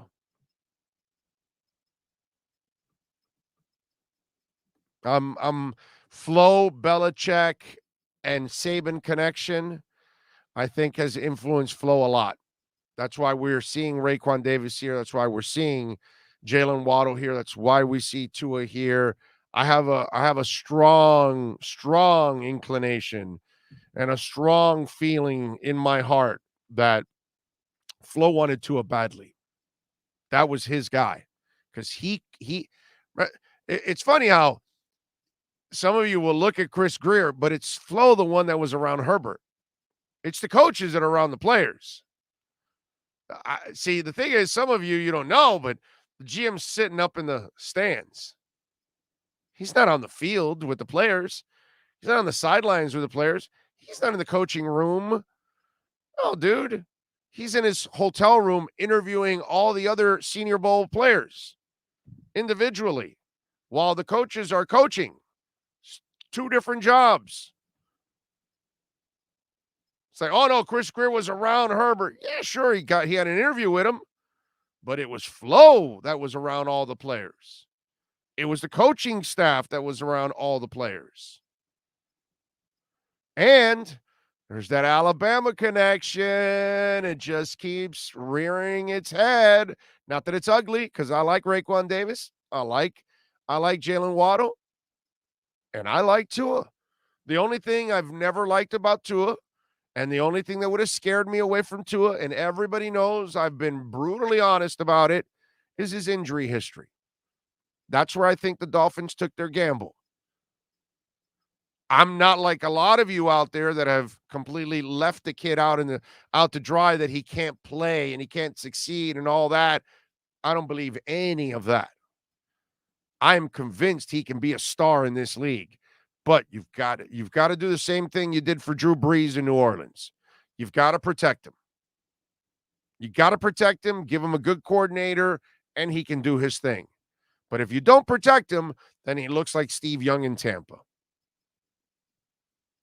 So you can have Steve Young in Tampa, or you can have Steve Young in San Francisco with Bill Walsh. You make your selection. That's how it goes, ladies and gentlemen. Let's see. Other quarterbacks develop. It's smaller schools at the level in college. It's important to develop. In Alabama, just takes the star players. That doesn't matter whatsoever, dude. You can be a great player from a big school. That either you're a player or you're not. Period. That's it. It has nothing to do with small schools. Jersey Dolphin says, great point, oh. Well, thank you, sir. Once in a while, that's it. I met my quota for 2021. I'm done for the rest of the year, sir. Kelly, whoever thinks Tua and Herbert haven't been decided who is better is in denial. Herbert is running for MVP. Tua, nothing better than Herbert. Even last year when the Chargers line was worse than 2020. See, Carlos, that's a bunch of bullshit, and you're lazy as hell following that whole stat stuff. Miami's line was worse than the Chargers line last year. Way worse. There was no line. I don't care what the stats tell you, but I get it. You're lazy, so you go by some PFF stats that says that the Chargers had the worst line last year. I watched Miami. Their line was bad. Everybody was running for their lives. And last time I checked, Tua beat Herbert head-to-head last year. So to me, none of that crap matters. If you give Tua a line and you give him, real receivers that can play week in and week out, you'll put up numbers. But if you don't have what you need, he's going to struggle because he's not that guy. Big D says Tua would do good things with a good O-line and better calls. Of course, please. Jeremiah, according to Jason Lockham, Brian Flores and Dan Marino wanted Justin Herbert over Tua, but those are rumors. They're all rumors. You know why? Because there were reports that Greer wanted Herbert before the draft, that he was into Herbert. And you know what kind of comments I took from most of you out there? Oh, Greer's crazy if he's taking Herbert. You know what I love about all of this? There was no love for Herbert in the offseason that year. None. Okay? All of you are doing the hindsight 2020 crap. Because it was all about him being an introvert. He had no moments at Oregon. None. At Oregon, he ran the ball in big moments. I love how this whole love affair with Herbert, and most everybody wanted Tua anyway. Now everybody is all Herbert. And he looks great. Kid's putting up amazing numbers. Had a great game yesterday and against a decent team in Cleveland. Those are the kind of things that I want to see. And he had a good game against a decent team. So, but I love how all you phonies out there now, most of you all wanted Tua, and now like 80% of the world wanted Herbert. You're all so full of shit. It's amazing. It really is, dude. Your eyes must be brown. That's how full of shit most of you are. In round 8 or 9, Wilder's trainer should see it wasn't his night and stop the fight, even if Wilder gets pissed. His job is to get Wilder home in one piece. I think it was the whole thing, Ohio John, about throwing in the towel the last time. And he was probably pissed off about that, even though, see, Wilder is one of those guys that kind of lives in denial. And, he's the Jacoby Brissett of boxers. He thinks he's better than what he is. He has this image of himself like he is equivalent to Tyson Fury, which he's not even close. He's just a big, tough dude with a big right hand. That's it. Never, and I'll give him credit. Saturday night, he at least tried to develop more boxing skills using the jab and things like that, but he's still not anywhere near, and it's impossible. If you've never been a boxer, that all of a sudden within a half a year or a year, all of a sudden you're going to become a boxer. It's not in his DNA. It's not who he is, but you're right. They probably should have stopped the fight earlier, which was my point. But I think they weren't going to stop it only because Wilder was dead set on trying to win that fight. And to his credit, he showed incredible toughness just to stay standing up. But it's crazy. And thank you, Ohio John, for the super chat. Very nice of you, sir. Andy Breakstone says, Agba, where was he yesterday? Average as a playmaker, knows how to make big plays. Phillips is just a great athlete. Anybody wanted Tua, everybody was wrong. Well, I don't know if we're all wrong yet. Okay? Got to give Tua an opportunity here. I'm not ready for that. You know what I mean? But we'll see. Time will answer all. That's the beauty of it. Please don't have Omar on anymore. He was the biggest champion of Tua, always discounting Herbert. So what? If Herbert turns out to be great and you discounted him, big freaking deal. Some people are right and some people are wrong. That's all. And there's a bunch of you, most of you were wrong anyways, because most of you didn't want Herbert. But I get it now, and nobody tracks what most of you say anyway. So that's why you're doing what you're doing. Hilarious. Let me, you want to know what it's like being a Dolphins fan? Pudley Do Right is on Twitter, and Pudley Do Right put this out describing a Dolphin fan. And I got to tell you something. This is probably one of the more accurate things. Painful, but it's accurate. There you go. There's the clown, which is you and me. We've got a noose around our necks. We've got it tied to a tree, but it's a tree that is, like about 1.5 feet, 2 feet tall. Actually, it's branched out to about 3.5, 4 feet tall, it looks like there.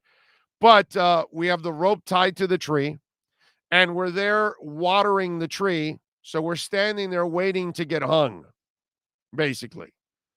So eventually the tree will grow tall enough to hang us. When I saw that video, I was like, Pudley is right on target. Pudley Do Right. Puddley Doright.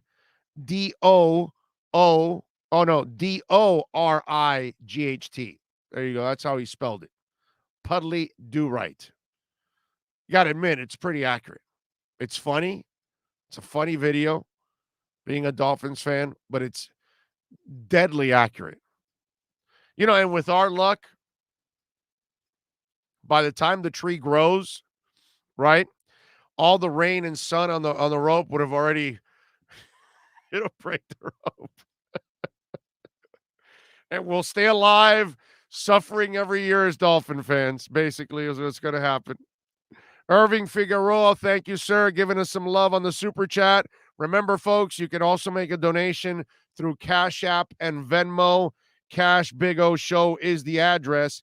That's Cash Big O Show is the address if you want to send in on Cash App or Venmo. We get 100% of the donation through Cash App or Venmo. Here on YouTube, we get 70%. And so that's the difference there. Donnie Urig, thank you, sir, giving us a little love on Venmo. He says, listening today live, Big O. Love it, my man. Love your passion for my Fins. Omar, you are great. Thank you. And that's what the Duck Dog 1104 is saying. Thank you, Donnie. Appreciate you giving us a little love on Venmo, man. Very, very, very kind of you, my friend. I appreciate that. As always, helping us grow every single day here. Remember to smash the hell out of the like button. It is so important that you guys smash the like button and get the algorithms going. This will pop up on more fans that love the Dolphins or the Heat or the Marlins or the Panthers or the Canes or Inter Miami, all the things that we talk about on the show. Obviously, Dolphins are usually the main culprit, and the Heat, I would say, because, now Heat season starts. We'll talk a lot about that. Did you guys see former Dolphin interim head coach, Dan Campbell. I don't know if you guys caught Dan Campbell talking after the loss. A loss that I ended up winning, by the way, thanks to Dan Campbell. I took Detroit plus 10 against Minnesota, and they lost 19-17, but I figured that they would give Minnesota enough trouble, but still lose, but not by 10. And I was, for once in a while, I was right. I actually had a good week this week. We'll get to that in a couple minutes here. But Dan was addressing the media yesterday after the game, after the loss. And, Dan Campbell is incredibly emotional. So listen to Dan Campbell after the loss yesterday to the Minnesota Vikings. When you see your players give all that they have and you lose that way, it's tough. You don't want that for them. But we'll be better for it, And there again, credit Minnesota, but we made the one mistake that cost us, and so ultimately, we didn't do enough to win. But I was proud of them, and I love the fight they have in them, and I love the grit. And so you see him there. And this is after 5 games. And he's like this. Now, we all know he's emotional, and he was, we're going to bite ankles, and we're, Mr. Tough Guy and all that, and now you're crying. And now you're emotional. I tweeted out yesterday, listen, man, I've been around the block a couple times. And so I'm 55. I've seen a lot of football in my lifetime. And there's a man by the name of John McKay, who was a great coach for USC and then took over for the Tampa Bay Buccaneers in their expansion year back in 1976. That man lost his first 27 games. He's the man that's famous, for just what I think it was the execution of our offense, and I'm all for it or something like that. This is a guy that was in a time where expansion was expansion, dude. I mean, it was raw. And you're talking about 27 straight losses. And John McKay was a rock. I mean, eventually he turned that team around. They made it to the playoffs. These were the days where they actually gave coaches at time to actually develop teams. Like Tom Landry would have never survived in today's world. Go back and look at the record of Tom Landry the first couple of years. He would have never survived in today's world.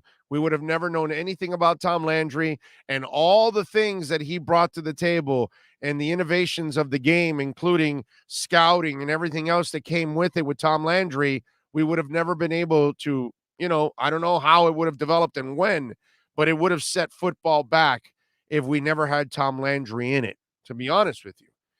And he's one of those guys that was an innovator, like Sid Gilman, like Hank Stram. So many people added so much to the foundation of the game that we watch today. And so you see that this man is 0-5, and he's already crying at the podium. And I know that here's where I spin a little bit into the Dolphins. And this is the part that kind of left me like, cringing.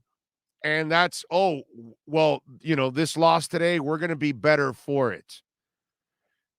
Lions and Dolphin fans, you cannot reason with them anymore. You cannot tell them that you're building for the future. You cannot tell them that, hey, this is a learning lesson and that this will make us better next year. And because they just don't think that anymore. The Lions fan has been so beaten down that they see 0-5, and what they see is the same thing the Dolphins see at 1-4. They see incompetence. They don't see anything better, and they don't believe it's going to get better. Why? Because it's never gotten better. That's their experience.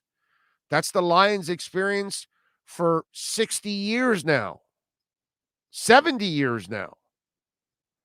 And this is the Dolphins' experience for over 40 years, especially the last 25 that have been so cancerous. It's not even funny. And it's hard to sell future if you're the Lions. It's hard to sell the future if you're the Dolphins. There's been so much failure. And the Lions have had double the amount of failure that the Dolphins have had.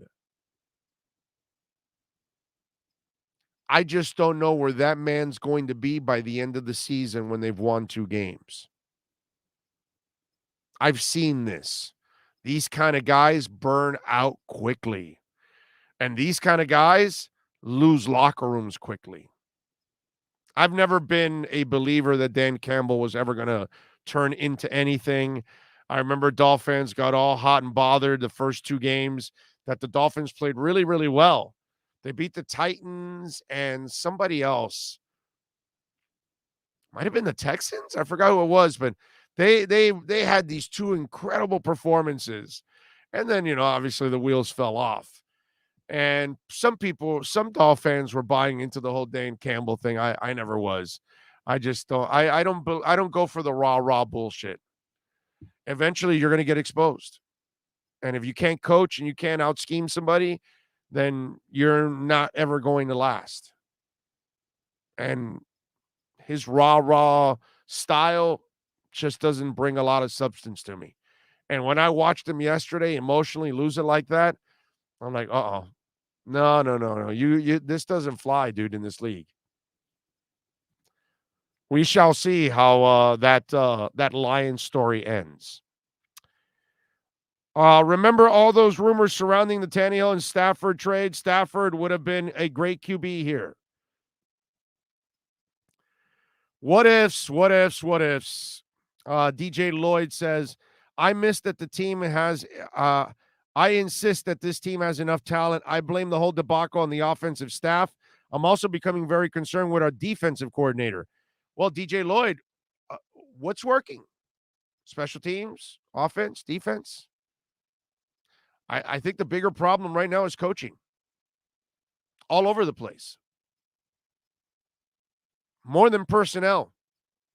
Because when I'm watching established good players struggle, okay, so you can't get them to play well, then how can I expect you to develop and get the young players going in the right direction?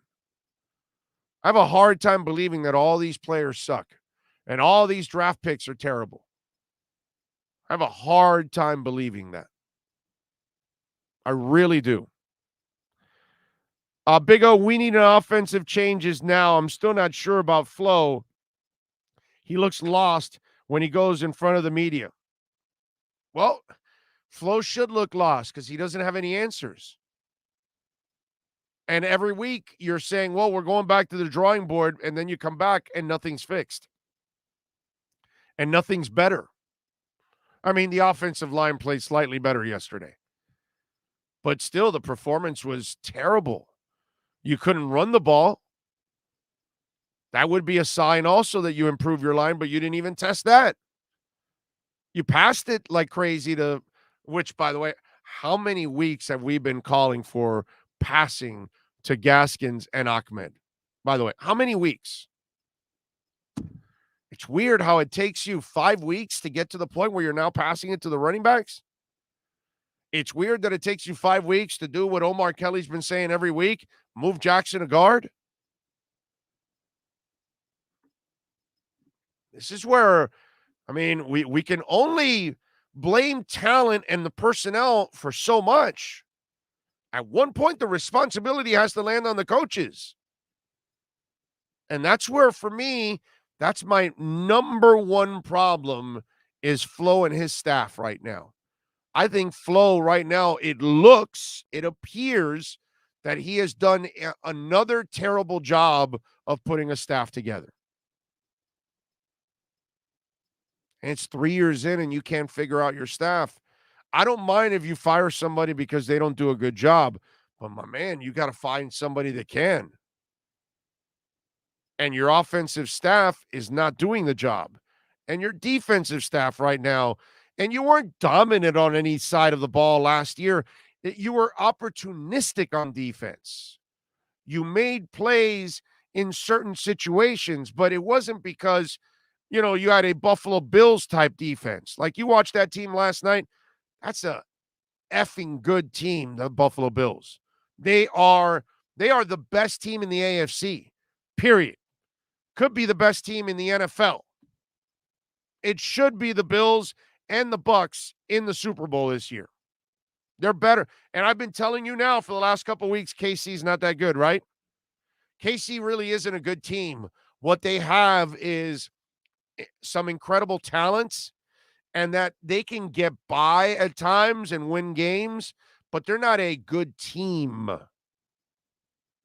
They have exceptional individuals that at times they can overcome, but they haven't played really good football since early in the season last year. They are living off of their Super Bowl. Maybe this becomes a wake-up call last night for them, because the Bills kicked their ass. See, and McDermott's done a great job of building a staff. All I can say right now with Flo is, what are you doing, bro? What are you doing? Because, like the gentleman said, you look lost. Yeah. You have no answers. You're not fixing anything. The team has regressed badly. I want to see what happens this week against Jacksonville. I mean, you lose against Stanky Fingers Myers, and that's stanky. Last three drafts were totally loaded with wide receivers and running backs. Another fail is we didn't have a running back and a wide receiver that dominate.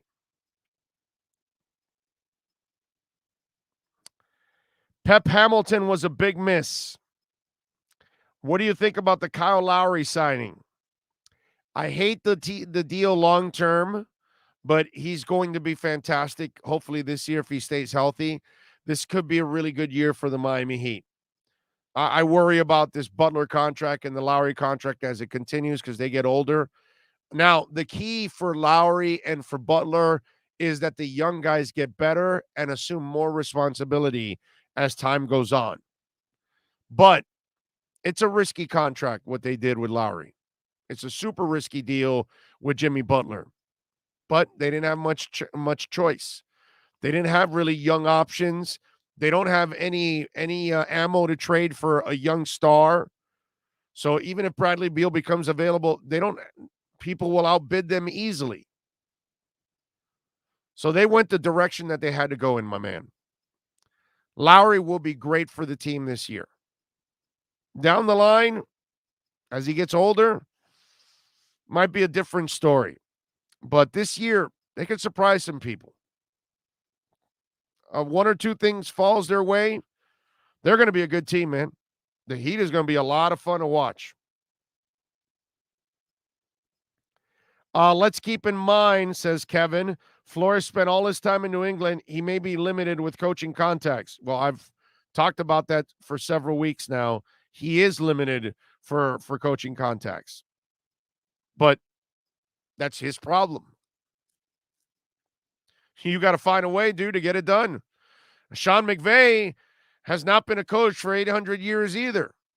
And the guy for the Bills, he's a young guy also. Sean McDermott hasn't been a coach for 800 years, and they figured it out. That's not an excuse. You got to find a way. Go get a great coordinator from college then. Get a veteran, older guy from college that knows his stuff. Do something. Get something proven at any level. I believe we lose this Jags game. Jags are playing well, and our O-line is going to kill us. Same with our defense. Well, there you go. Derek's got it done. Season's over. Fins for Life says, we're only down 7 points at the end of the third quarter with Jacoby Brissett. We need to pump the brakes. We were 1-3 last year after 4 games. Sounds well in theory, man, but not the way they're playing. That's the problem. We need to hire Dable. He loves Tua.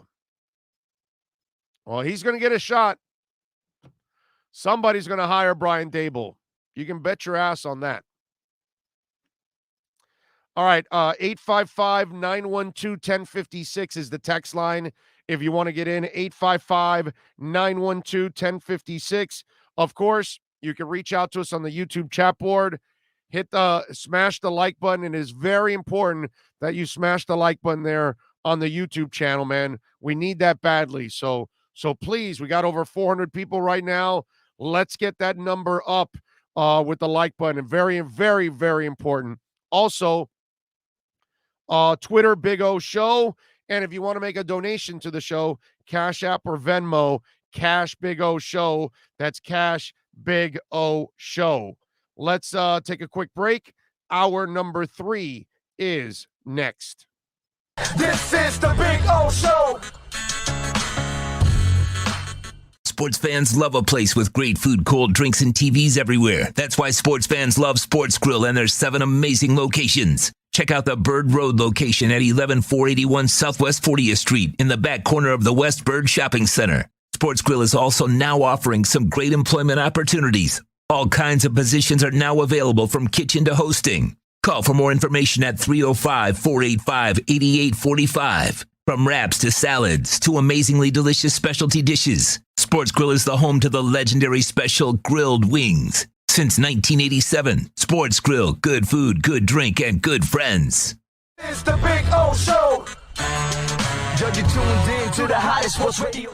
When you need your warehouse looking good while staying efficient, there's only one place to find the finest racks in the business.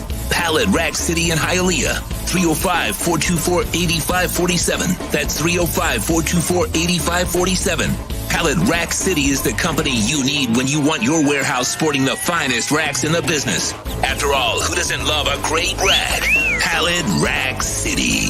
305-424-8547. That's 305-424-8547. Orlando, a.k.a. the Big O. He covers all the South Florida teams. For over 16 years, EJDconstruction.com has provided South Florida residents quality craftsmanship, accurate project management, and exceptional service. That's why EJDconstruction.com is an A-rated member of Angie's List and the Better Business Bureau. When you're looking for the right custom home builder for additions or home remodeling, please call my friend Eric at 305-433-4843.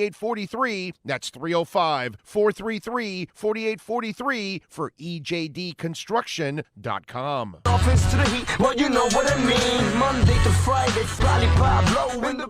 There's no need to drive around South Florida wasting valuable time looking for a new or certified pre-owned Acura. Go to the #1 volume sales dealership in the Southeast United States. Craig Zinn's Acura of Pembroke Pines. Purchase with pace and space in a dealership tailored to your needs. From home buying to providing that personal touch. Contact the 2020 Satisfaction Award winner Craig Zinn's Acura of Pembroke Pines. 888-776-5123. That's 888-776-5123. Or visit them at 15601 Pines Boulevard in Pembroke Pines. Show on the radio, the top's where we gonna go, Andy, that's the way we roll.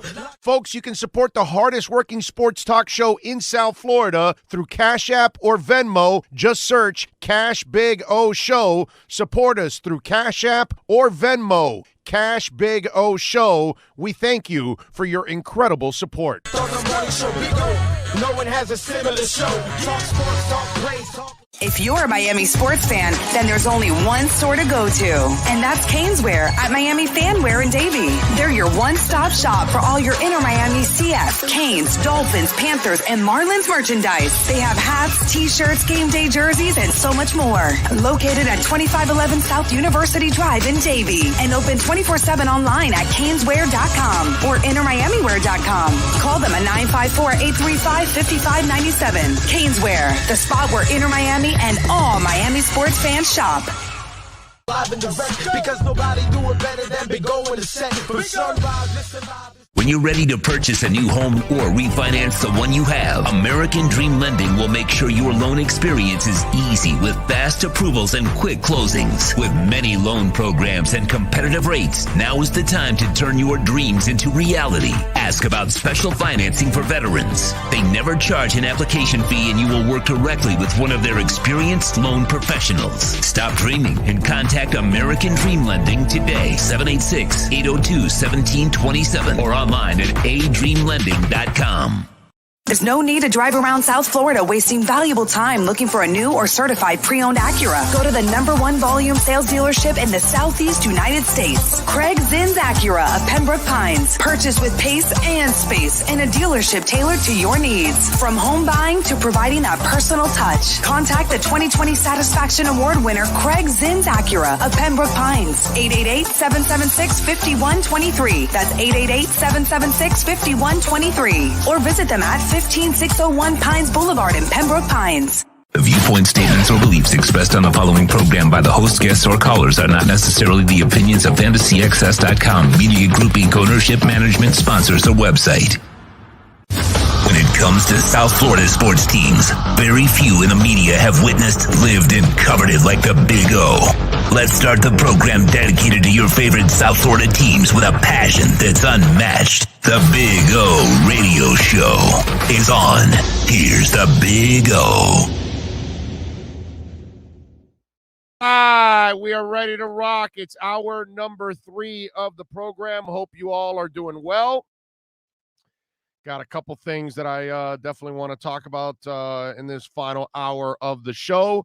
Sean Stanley, of course, driving the show, and nobody better. And always appreciate working with Sean every single day here on the show. We got Colts and Rams tonight. The over and under is 45. Ravens are -7. The Ravens are 340 in the money line. The Colts are 270. By the way, we had a good week. We took Detroit +10. They lost to Minnesota 19-17, so we won. We took Green Bay -3. They pushed. They beat. They won, but 25-22, so we end up pushing by the 3 points. We had the over in the Bears game, over 44. Well, they scored 29, 20-9. Bears ended up winning in that one, so we lost that one. And then the Bills game, we took the Bills +3 against KC. I liked the Bills in that game, and I wasn't surprised that they won. I was surprised in the way they dominated. I didn't think they would dominate that badly. But, I hate to say it. I know I'm a Dolphins fan, but the Bills were the better team, and they proved it last night. So we went 2-1-1. So we're now 13-19-1 on the season. So we climb back a little bit here. In tonight's game, Ravens and Colts, man, this is a really tough game for me. I have a hard time going and buying any of this stuff right now, whether it's the Colts -7, because I think the Ravens can run the ball and control it and win by the 7 points. And then the over and under 45, it's a number that is right on the brink. I'm going to stay away from this one. I don't like either side here. I just don't feel good about any of them. Somebody's going to win, obviously. There's one pick that's good. I just can't figure out which one it is. So I'm going to ride it out. I'm going to stay away from this game. I'll check it out on Thursday. By the way, speaking of picks, just for those of you out there, Shiba Inu is up 18.6% right now. Ethereum, by the way, is up a percent. It's at 3,600 right now. Bitcoin is up 3%, almost 4%, 383. It's up at 57,800. So just in case to give you a little update there on what's going on, and those of us that are on the Shiba train, we are definitely loving it with what's going on right now with Shiba. What about Tyson Fury at center? Why not? Why not? Definitely. Or get him as a goalie for Inter Miami, so he can punch the ball out of everywhere. By the way, Inter Miami, I know they lost to the Red Bulls and they showed the picture of it shows Higuain onside and all that. And in every team, in every league of every sport in the history of time, you're going to get good calls and you're going to get bad calls. But when you're a bad team, you're going to sometimes tend to whine more than you should. And I understand they might have gotten job there. But in the end, you chose to have the team that you have now that is not athletic enough, doesn't have enough speed, isn't consistent enough offensively at all. So you chose to be in this position. And you didn't have a great year last year. You got lucky you made it into the play-in game, and then you got thoroughly embarrassed. And this year, you're not even going to make it to the playoffs. So, I mean, it just sounds like Phil Neville is complaining about stuff that it's kind of embarrassing in the end.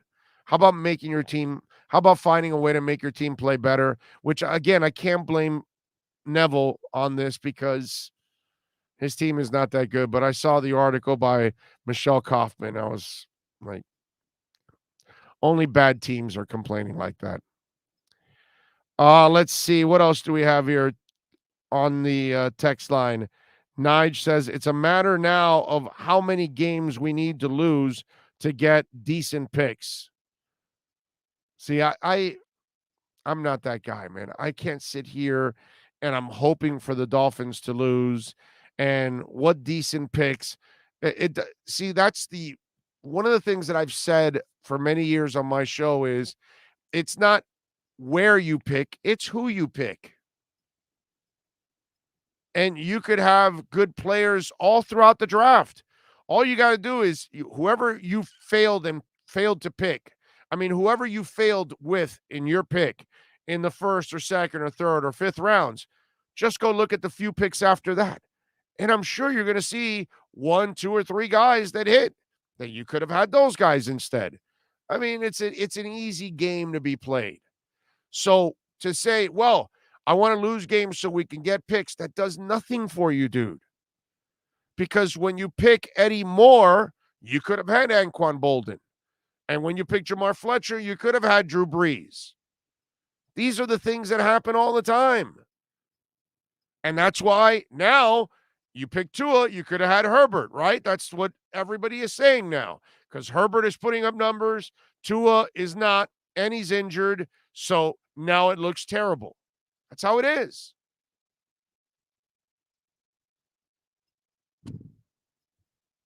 What is it? They're looking at Noah Monogamy, and you could have had the Dallas kid. I mean, this is what happens. So losing more does not give you any kind of assurances that you're going to get the right picks and you're going to pick the right players and you're going to have the right coaches to develop it and all that. It doesn't matter. Some of you get caught up in the same rut that's been going on for 20 plus years. It's the same stupid type of reasoning that people have had. Oh, let's lose so we can get high picks. That does nothing for you. You can win with your 5th rounder. Just pick Zach Thomas. Right? Up until now, we were thinking that Van Ginkel was headed in a pretty good direction as a 5th round pick with his first 2 years. Now this year, he hasn't shown up. You're going to hit on picks early, late. You got to find them in street free agency. You got to trade for them. That's really what it's all about.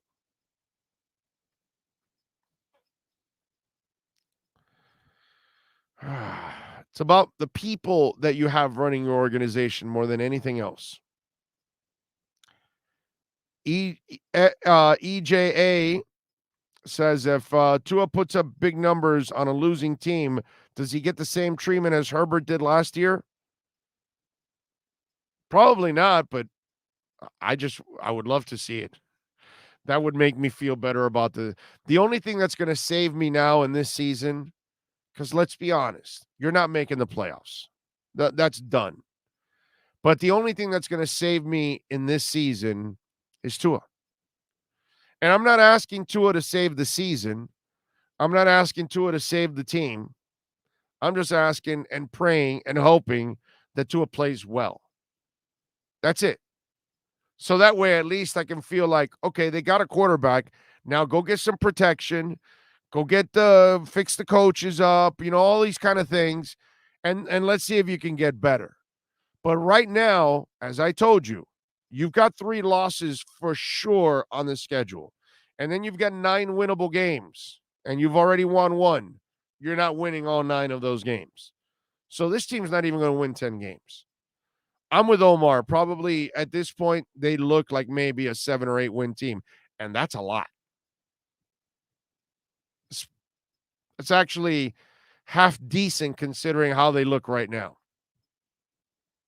It's not good enough for the overall picture, but if you tell me they're going to win another 7 games after they've only won 1 in the first 5, I'm going to say, wow, okay, all right. And that's why I'm saying the last bit of hope now that I have on this season is Tua. It's just too unrealistic to think that they're going to run the table after playing like crap for 5 weeks and that they're going to run it and get to the playoffs. That part is just hard to imagine now. When I looked at the schedule, I would love it. I really would, ladies and gentlemen. I think it would be fantastic, but I just don't think it's the realistic thing for them right now at this point. 855-912-1056. Let me see what we got on the text line here so I can answer some of your questions on the text line and get to that. See what we got here. Boom. What position to put Tua in back against the wall, and we'll have to wear a protective jacket to throw and an oblivious line. Yeah. There's no doubt that is a tough spot for him.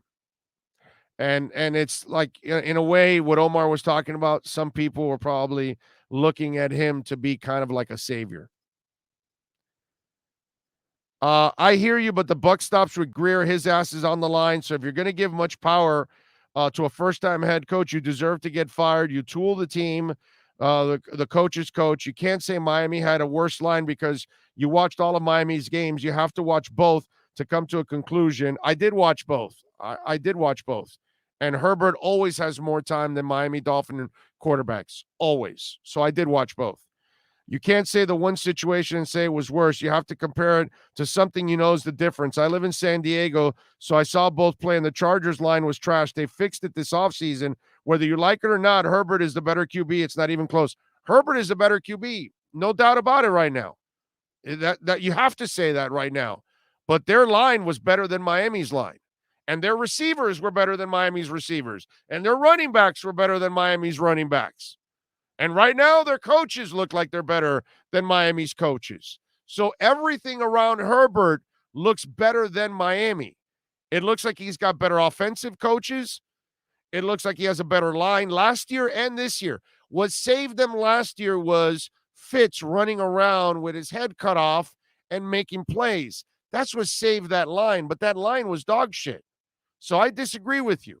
I think the Chargers have everything better on offense than Miami. Everything. You name it. Keenan Allen is better than the entire wide receiving core for the Miami Dolphins combined.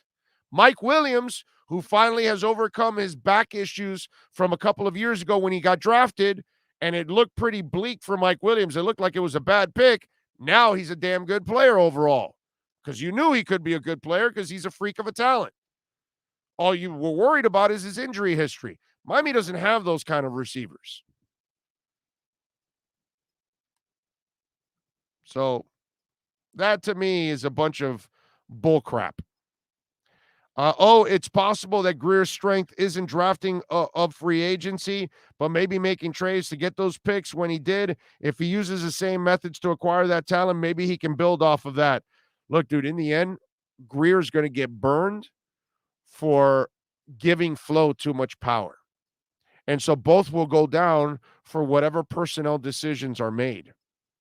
That's the real problem right now for Greer, that he gave too much power to Flo, and he's going to pay the price along with Flo.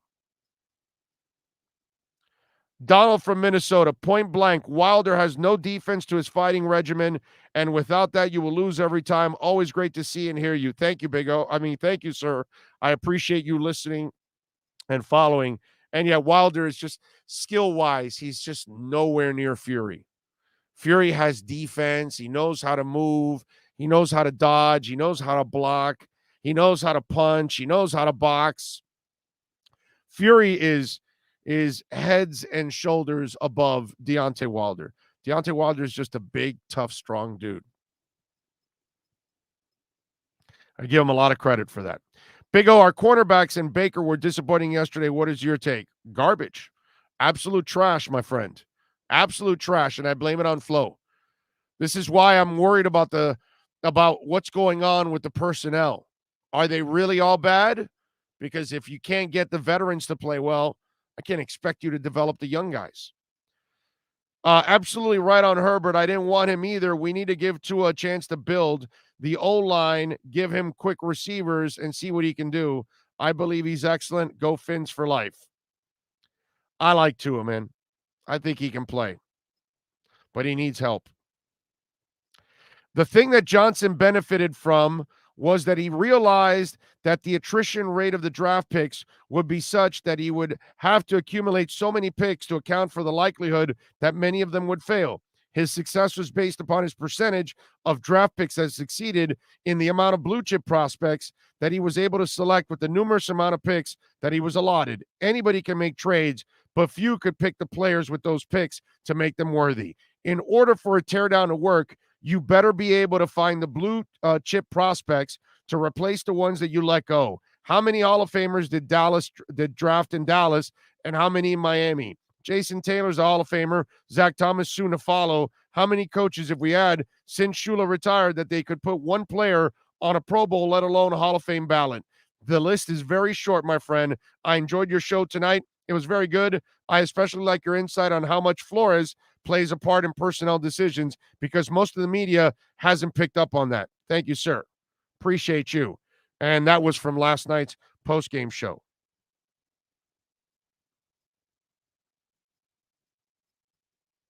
So there you go. Those are some from I guess some of the other ones are from late last night. Tua is so injury prone, no different than Giancarlo Stanton. Yeah, except they're not paying him $30 million a year yet. So the key is don't get to the point where if he's injury prone, don't pay him $30 million a year. That's the important part there, ladies and gentlemen. Don't pay him $30 million a year. And now you have these controversies. This is the other thing that's developed with the Miami Dolphins that's a little disturbing. Okay. Now, we saw progress with the team on the field first 2 years. This year, we have seen total regression. They're 1-4.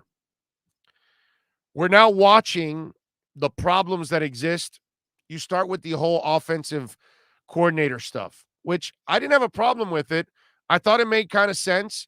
Godsey sends in the play to Charlie Fry, and Charlie Fry's the ex-quarterback, so he can relay the call to Tua and, kind of check out what is out there and what's going on and tell him, hey, man, I noticed that the DB is cheating, this, that, whatever, safety, this play, this guy might be open, whatever. So now, in the last week and a half, you had first Trent Dilfer come out and say, well, Charlie Fry is calling plays in Miami, and he's one of the young, up-and-coming offensive minds in this league, yada, yada, yada, yada, yada. So it wasn't accurate. Charlie Fry wasn't calling the plays, but it created a controversy because now everything Flo told us, and Flo's not a liar. Let's get that straight. Flo's not a liar. Flo, if he doesn't want to tell you something, He just doesn't tell you. That's it. He'll keep it generic. He'll stay away from it. He'll dance around it, but he's not going to lie to you. He has not shown us that track record, so we cannot call him a liar. It's unfair. So he told us exactly what was going on, and it's true that was going on. But now you have Trent Dilfer stirring it up, and now people go and ask him, well, wait a minute, I thought you said this and this. And he went back and then said, I told you guys. Godsey calls the plays. He relays it to Fry. Fry then gives it to Tua or Brissett and gives him a suggestion along the way if he sees something. He's not changing the play. He's just telling you, hey, this play call, whatever. This is what I see. Be careful. Boom. Then comes Jay Feely and then says the same, talks about the same thing. And so then again, this gets followed up like, yo, what's really going on here? So now you have put the kibosh on that. Now Tony Romo comes out yesterday and says, well, no, they changed everything back up again. Godsey's talking directly to the quarterback and all that, whatever. So now this is a controversy that you're dealing with, okay? Before, we were talking about straight football, X's and O's. That's what we talked about the first 2 years. Drafting, developing, winning, losing, schemes, this, that, a feel for the team. They were passing the grade on everything, okay? This year, team's not playing well. Young players aren't improving. Veteran players aren't playing well either. Established veteran players, big name, big ticket guys aren't playing well. Everything is going awry on you. You got that whole controversy with the offensive coordinators. And now you've got a new controversy that you're adding. You're adding Tua's trainer now. So it's Tua's trainer now. And for those of you that haven't seen it, here are the tweets. And I'm putting it up for you for those of you that are on YouTube.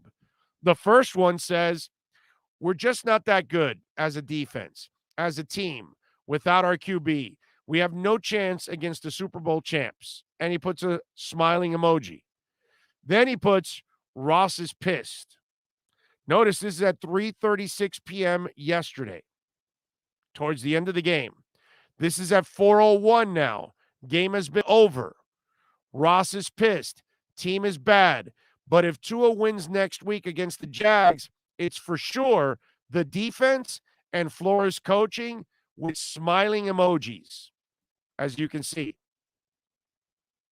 Okay? So, and then it says, the kid deserves better. He got the shit end of the stick and above all has succeeded. Maybe not your idiotic opinion, but the numbers don't lie. And which, by the way, he is right. Tua has played well. Considering what he has around him, he's won more than he's lost. He's thrown more touchdowns than interceptions. He hasn't played terrible or anything like that. Now, everything around him is terrible. But this is another controversy now that you're dealing with. And when Omar Kelly's talking about, hey, this is now the point where you reach and people start pointing fingers and you start losing the locker room, he's right.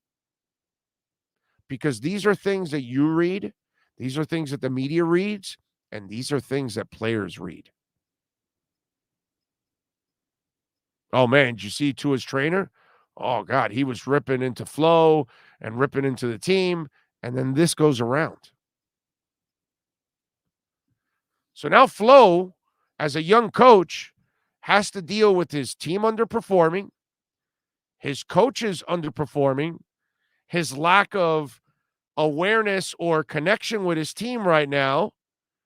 And then he's got all these controversies now flying around. Your job is being discussed. People have already fired you all over the place. Half your fan base wants you and Chris Greer out, or maybe more. You got this whole offensive coordinator mess going on that you tried something that nobody's done, and obviously it's not working. All of this stuff is going on. What do you do? What do you do? And how do you handle all of this? This isn't just one bad performance. This is 5 bad performances, one that you did enough to win, but you've lost all the other ones and some embarrassing defeats. And now you've got your quarterback's trainer slamming your ass. Players aren't playing hard for you, because I can't say they played hard yesterday. Man, some of those some of the stuff that I saw X do, it's pretty despicable. This is a really difficult situation for Flo right now. He's got to balance a lot of bad things going on. And he's never done this before. And this is stuff he never had to deal with Belichick. Belichick didn't have issues with his coaches. He might have had issues with Spygate or Deflategate. That's not really the coaches. You know, that's periphery stuff. But he's always in control of his coaches. So this is an experience that Flo did not ever cross when he was in New England, but he has it here now. So he's got to put out fires on the field, in the practice meetings, you know, all over the place. In the media, in public, with his owner. So, really difficult time. Now, the other thing, and I touched a little bit on it, was X.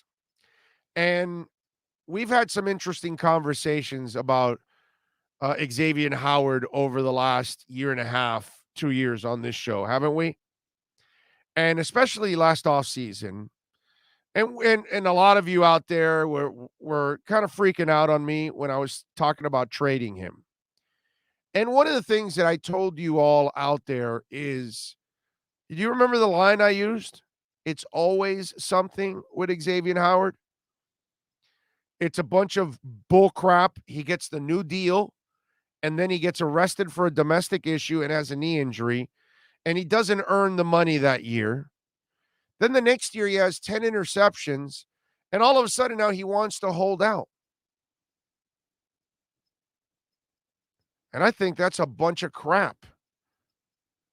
And so the team stood by him for a domestic issue. First of all, the team drafts you in the second round. So they believed in you. And you end up rewarding them with a domestic issue and a knee injury, and they give you a big contract.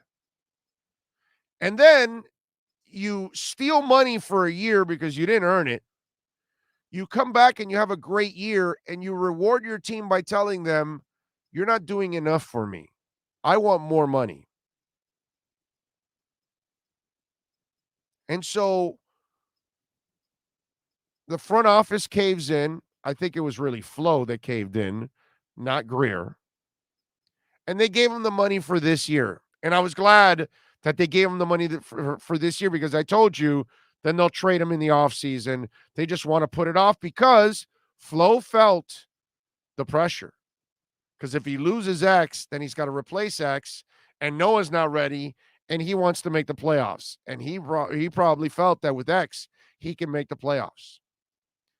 And so now, this is the way X rewards his team, by playing like dog shit so far in the first 5 weeks of the season. Yeah, he forced a fumble. All right, big deal. Dude, you're getting paid a lot of money. You're getting paid to force fumbles, and you're getting paid to cover all kinds of receivers. Because it ain't just Antonio Brown that was toasting your ass over the first 5 weeks. Several receivers and lesser receivers than Antonio Brown have toasted your ass and roasted your ass.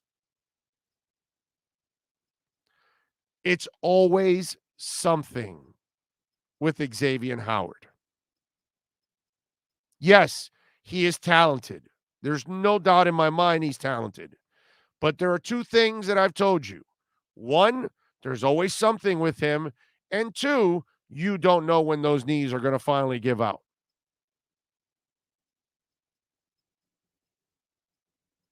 And watching him yesterday, I was disgusted watching his effort yesterday. I saw him literally give up on a play. And when you're getting paid that kind of money, you know what I expect from you? I expect De'Aaron King, who's not getting paid the money by the U, he's getting paid the NILs, but De'Aaron King is a leader. He's a real leader. Like there's some guys probably on the Dolphins that could learn from De'Aaron King. And by the way, terrible news, unfortunately, that he's done for the year and he's going to have surgery. But I wish that young man the best. I feel so terrible that he wasted his eligibility and time with Manny Diaz and this team because they didn't do him any justice. But he, on the other hand, is a pro's pro in a game of amateurs because his effort is never questioned. His desire is never questioned. And he demands that from him because he is one of the leaders of this team. And X, look, man, nobody's asking you to rattle cages. Nobody's asking you to give any pregame speeches. Nobody's asking you to go out on the field like Ray Lewis and start doing one of those gyration dances that you're trying to get everybody pumped up. Nobody's asking you to do that. But they are asking you to play at an elite level because that's what they're paying you. And didn't you demand more money? So this is how you reward the team? Or is your mind still lost because you want more money for next year when you're not even performing this year? So what is it? What the F is X's deal?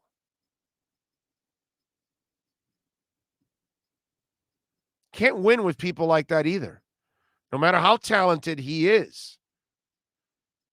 If he wants to play whenever the hell he wants to play, and then he's going to cause problems for you whenever the hell he wants to cause problems on and off the field, get the hell out of here, bro.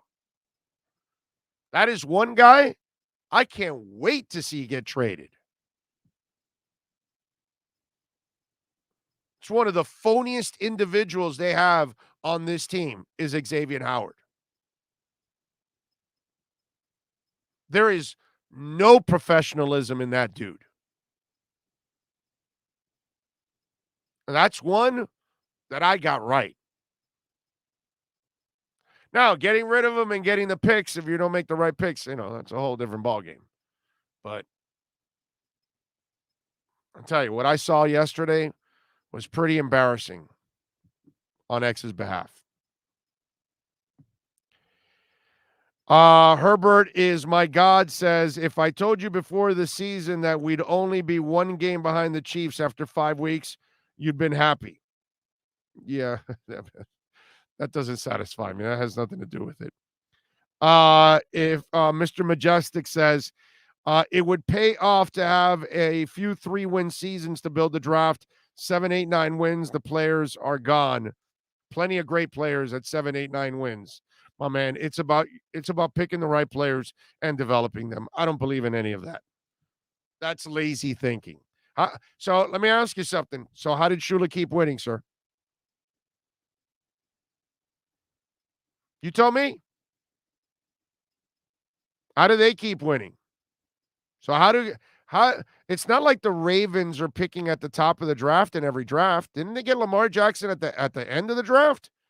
And I'm not the biggest believer in his passing, but don't they pick at the end of the draft every year like Shula did? I'm sorry, I must have missed that. Another lazy-ass thinking by fans. Oh, let's lose a lot so we get high picks. That doesn't guarantee you jack shit. And there are teams that win and win every year and continue to win, and they don't pick at the beginning of the draft either. I wonder how that happens. Well, oh, you mean you found Tyreek Hill in the later rounds? Oh, I see. That's how it happens. Okay. Oh, so you're Kansas City, and you win games, but you still trade up to number 10 to go get Pat Mahomes. Oh, okay. It wasn't that you lost 15 games so you can get Pat Mahomes with the number 1 pick. No, no, no, no. You won. You were a playoff team, but you still traded up. Some of you guys are really funny. Seriously, it's like you watch the game, but you don't learn from it. You watch what goes on in personnel, but you don't learn from it. And yet you keep it's you know what I don't get anymore? The cap would go up, and I would always get the calls in back when I was taking calls. Oh, the cap's going up 10 million. We get more players. No, you don't, dude. No. Players get more money now. They just get bigger salaries. You get the same amount of players. Oh, no, let's lose a lot. High picks will be the answer. No, they're not. No. Doesn't work out that way. Dion, doesn't work that way. Ronnie Brown was a nice player, not the number 2 overall pick. Jake Long ends up becoming a sack of injuries. High picks don't guarantee you jack.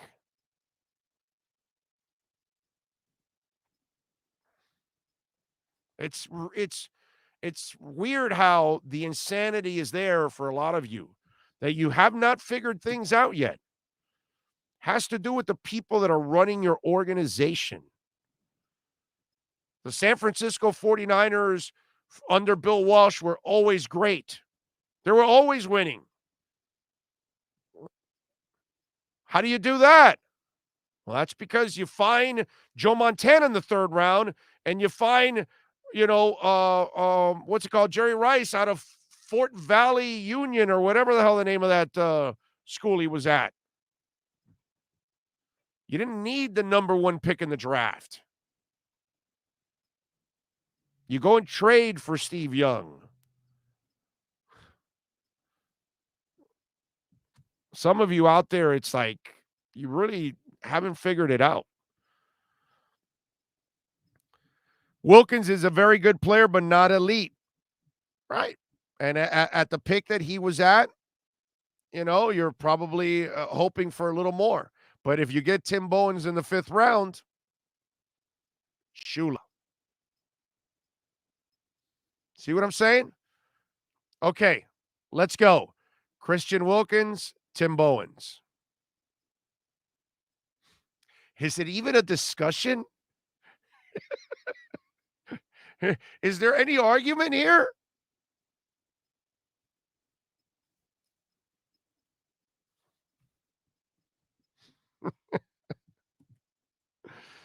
Oh, Lordy. Flo got humbled with this, thought he can do no wrong this year. He's learning for all the development you preached. It ain't squat without good coaching, consistent coaching. Yep. Question is, Mauricio, can he get out of this mess now? What does he have to do to get out of this mess? That's really the real issue right now with Flo and this staff. How in the F and Greer, how do we get out of this mess? Because they have dug themselves in a brutal hole right now. And I'm telling you, look, playoffs are done. There's no playoffs. Okay? You can forget about that. They're not the way they played the first 5 weeks, there's zero indications that they're about to run the table and go 9-3. And 10 wins might be a borderline thing to even make the playoffs. The only thing we have to hang our hat on is Tua. That's the guy, that's our saving grace right now, is Tua.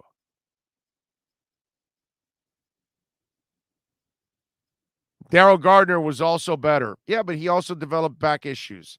So it was only a couple of years and then you lost him. And Darryl could take some plays off at times too. Okay?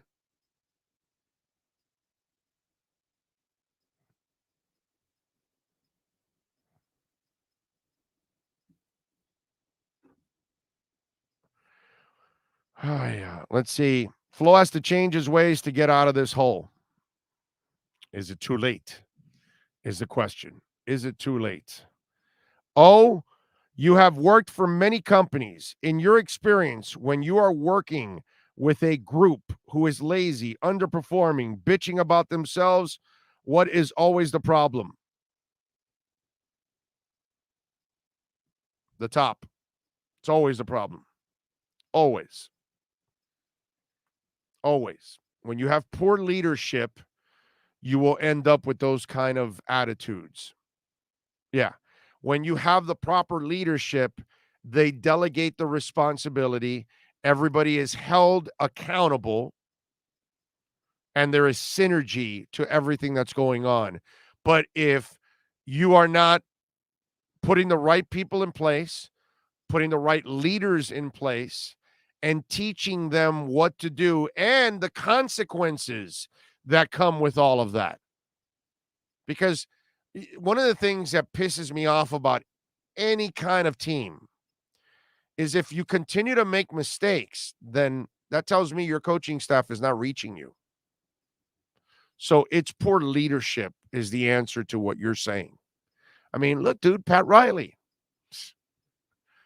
You know, I don't care if you're a bunch of stinking journeymen and you end up going 31-10 to get to 500 and almost make the damn playoffs. That's a year that's a throwaway year, and yet they made something out of nothing. That's Pat Riley. You go into the bubble with a bunch of young dudes and you end up in the NBA Finals when you're not supposed to. That's Pat Riley. Of course, you end up winning the finals and going to the finals when you have the big three. That's Pat Riley. You go and get Shaq and you go and team up with Wade. You end up winning a title. Zoe comes back, helps you out. That's Pat Riley. The great Timmy teams and Zoe teams, I know they didn't win a title, but they were awesome. And they played hard all the way to the end. And when they lost, they got beat by somebody. They didn't lose because people were pointing fingers. They didn't lose because they were a terrible organization. They didn't lose because there was all kinds of incompetence. And Pat Riley in 25 years has not been perfect. He's going to make mistakes just like Don Shula did in trading Robin Senline for Anthony Carter. He's going to make mistakes, but overall, Shula's going to make up for it and going to win. Belichick sucks in the draft. He screws up in the draft all the time. Go look at his drafts. But then he finds a street free agent off somebody's team. He makes a trade for this guy, and he makes up for it in other ways. So, yeah, it's when you have poor leadership, this is what ends up happening. When you have great leadership, you have the Miami Heat, dude. That's exactly it. So, yeah, that's what it's all about. Big O, until the other day, you were a cheerleader for the Dolphins front office. Your love every day takes every step they took, but now you're off the bandwagon. The critics, you're not giving them time. George, why don't you fucking listen to the goddamn show, dude? Why do you run your mouth and say something? I have said since last night, I'm not firing anybody. Listen to the goddamn show, dude. Listen to the goddamn host. I'm just pointing out at what they're doing and what they're screwing up. I said during the Omar interview, I don't want to fire anybody. I don't want to make any changes. Go to the Twitter feed at Big O Show. It says it there over and over again. How many times have I said, I want them to figure it out? But the question is, how in the hell do you figure it out? Because I got to be honest. As much as I want them to make it, I got to be honest and say, this is a really tough situation they put themselves in. But at no point have I said fire Flo and fire Greer. Listen to the goddamn show. One of the things that pisses me off, several things that piss me off about our society, is that people avoid the facts, create their own narrative. People don't listen actually to somebody talking, or they don't even read an article. They go off a headline, and the headline is never really what the article is truly about. The headline is usually a teaser to get you going and go in there and read the article. And then when you read the article, you go, oh, it's not as bad as they put it out to be. But you don't read the article because fucking America goes off a headline.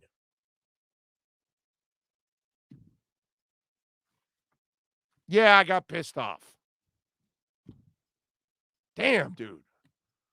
At no point have I said fire anybody. I'm just stating the obvious. They're messing it up. They've screwed up over and over again. And how do you fix this? That's what we've been doing here for 3 hours. Trying to talk about this. Listen to the goddamn show.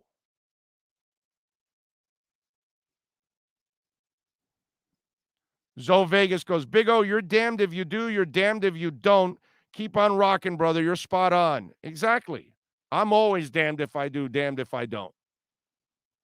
I get ripped for not liking Joe Philbin and Cameron, and I'm going to get ripped for liking Greer and Flo. It doesn't matter, dude. Troy Ortiz goes, stay calm, oh, remember your heart. This guy gets me going with my 5 stents in my damn heart.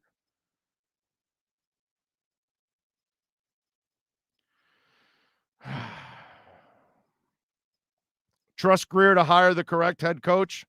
Well, right now, dude, Greer's got to fall on the sword because if Flo's not the right guy, that falls on Greer. That's the problem right now. This is the mess we're in. And I hate being in this mess. I hate being in this vicious cycle that we've been in for 20 years, man. 20 years we've been in this vicious cycle. It's a long time. That's why I played that interview for you from Dan Campbell, because I can relate to that as a Dolphins fan. And when the coach is telling Lions fans, we're going to be better because of this, and Flo can't tell me, hey, yesterday was a tough loss, but we're going to be better from this. I can't believe that. And with Flo, it's in year 3. With Dan Campbell, it's in year 1. But it's still, it's patience for a Dolphins fan it's impossible, dude. It's just so hard to have patience as a Dolphins fan. It truly is. Authentically, MG says, Big O, how ironic is it that Tua, after all the heat and finger pointing he's taken from fans this season, is now being looked at as a savior? And that's not fair. And it's not fair, authentically.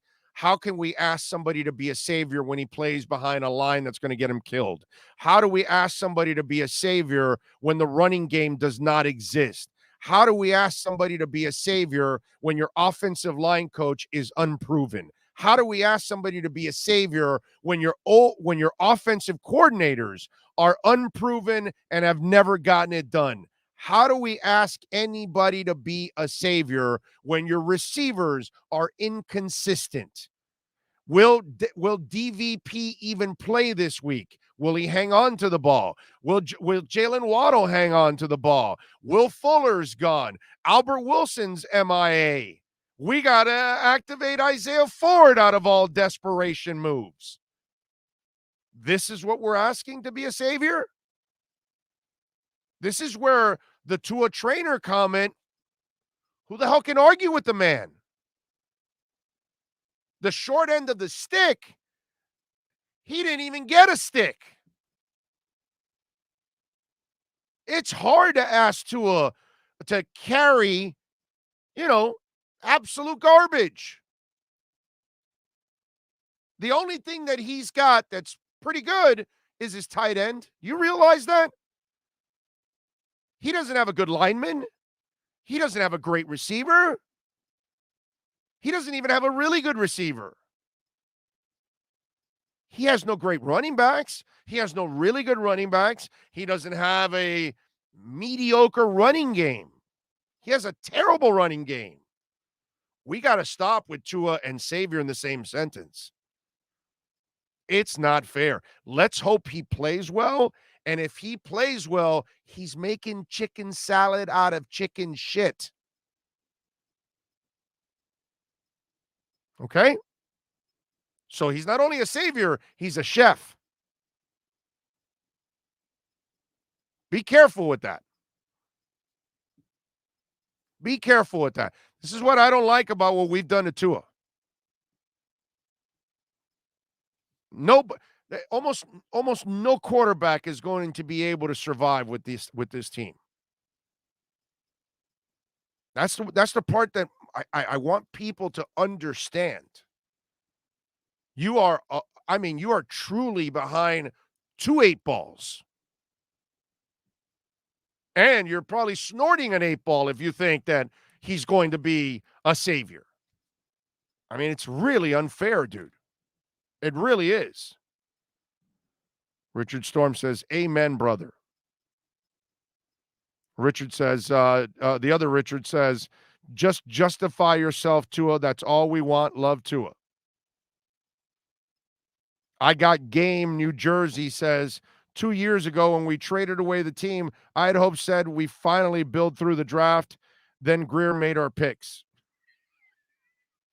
Jay Gelfin says, Orlando, if all we have left to hope for is Tua, then it's time to tear it down from the top down again. I mean, I can't argue with the man. You know, I'd love to have some ammo and have a discussion and say, well, no, you know, I got nothing. I got nothing. I feel like that scene in History of the World Part 1. I've got nothing for sale. Nothing for sale. You know?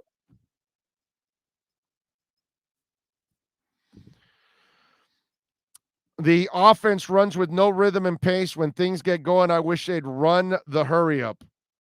Who knows what would work well at this point. Mike Honcho says, Big O, my definition of savior of Tua would be to show us he's the future and prove the owner right despite coaching. I'm with you, brother. I am with you.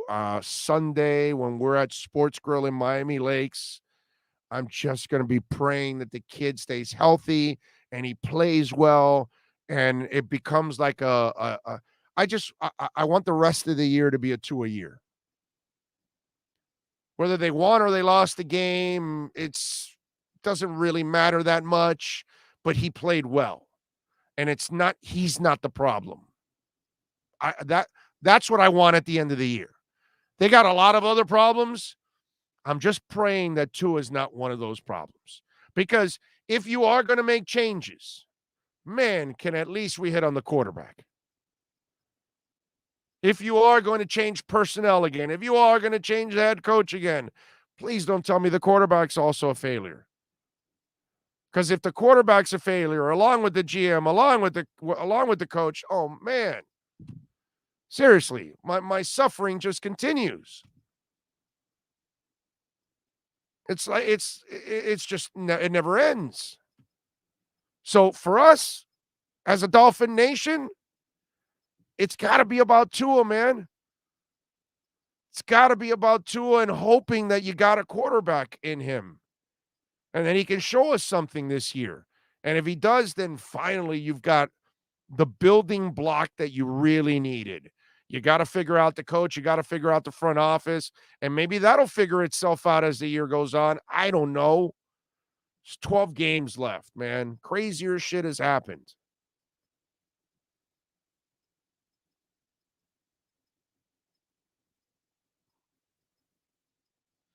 There are some core philosophical changes that need to happen on offense. The concept of RPO in the pros doesn't work. I kind of agree with you on that. I'm not a big, especially with an injury-prone quarterback. I'm not big on that. You know what I mean? And plus, Tua doesn't need that. He can be a pure pocket passer. He's smart enough. He's got a good radar overall. He's good with that. I'm not worried about that. So I'm with you on that. I think the RPO thing at this level is incredibly dangerous. So, yeah, I get it. You got to do it with like a guy like Lamar because he'll never be a great passer. He can't sit back there in the pocket down after down and beat you. It's not who he is. Cam Newton can't do that either. Russell Wilson can do it. The Murray kid, now I'm forgetting his damn first name, Kyler Murray can do it, but those guys are real quarterbacks. Those guys are real passers. They use their athleticism, but if they feel like beating you from the pocket, they can beat you from the pocket. They can roll around a little bit, move to the right a little bit, move to the left a little bit, and beat your ass. You know what I mean? But those guys are real passers. Tua's a real passer. He can do the same thing. Would be nice. Would be nice. What else do we have here? Big O was 8 years old the last time the Dolphins won a Super Bowl. 8-year-old kid, now 55. Amen. Amen. And I remember giving fives with my dad and touchdown Dolphins and all that stuff and the little T-shirts that I was wearing and all that, and going to the 7-Eleven and getting my Norm Boulash cup, Bob Greasy cup. Yeah, I remember all of that. Had to get my my cherry icy or Coke icy because we would go to 7-Eleven every day. I would get my Slurpee. Dad would get his, I think, Ring magazine. I think he would get the Ring magazine. He would get a Diario de las Americas. He wouldn't get the Herald because he called it a communist paper. Yeah, old Cuban people, they say that all the time about the Herald. It's a funny thing, but it's true. You know, they say not true that they're communists, true that they say that. I'm just throwing it out there, but it's just a funny thing that if you're my age, you heard it. That's all I'm saying. It's just a funny narrative, as we talk about narratives all the time.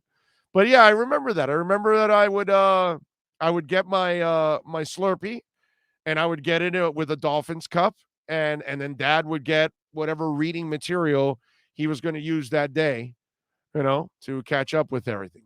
So yeah, I remember that. And I'm sure me just saying that probably brought back memories for a couple of kids, a couple of Latin kids in South Florida that probably did the same thing with their dads, going to 7-Eleven, and then their dad is getting a Diario de la America or a Ring magazine or whatever, you know, something like that.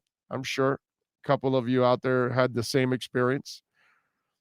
Herbert is my God, says, your dad was more right now than then. LOL. My dad, bless his soul, man. He was a special dude, man. Special dude. I miss him. We lost him at 51, bro. Just way too young. I still have my number 12 Bob Greasy jersey I got when I was 5. I used to obsess over the Finns back in the 70s. Well, we all did, brother.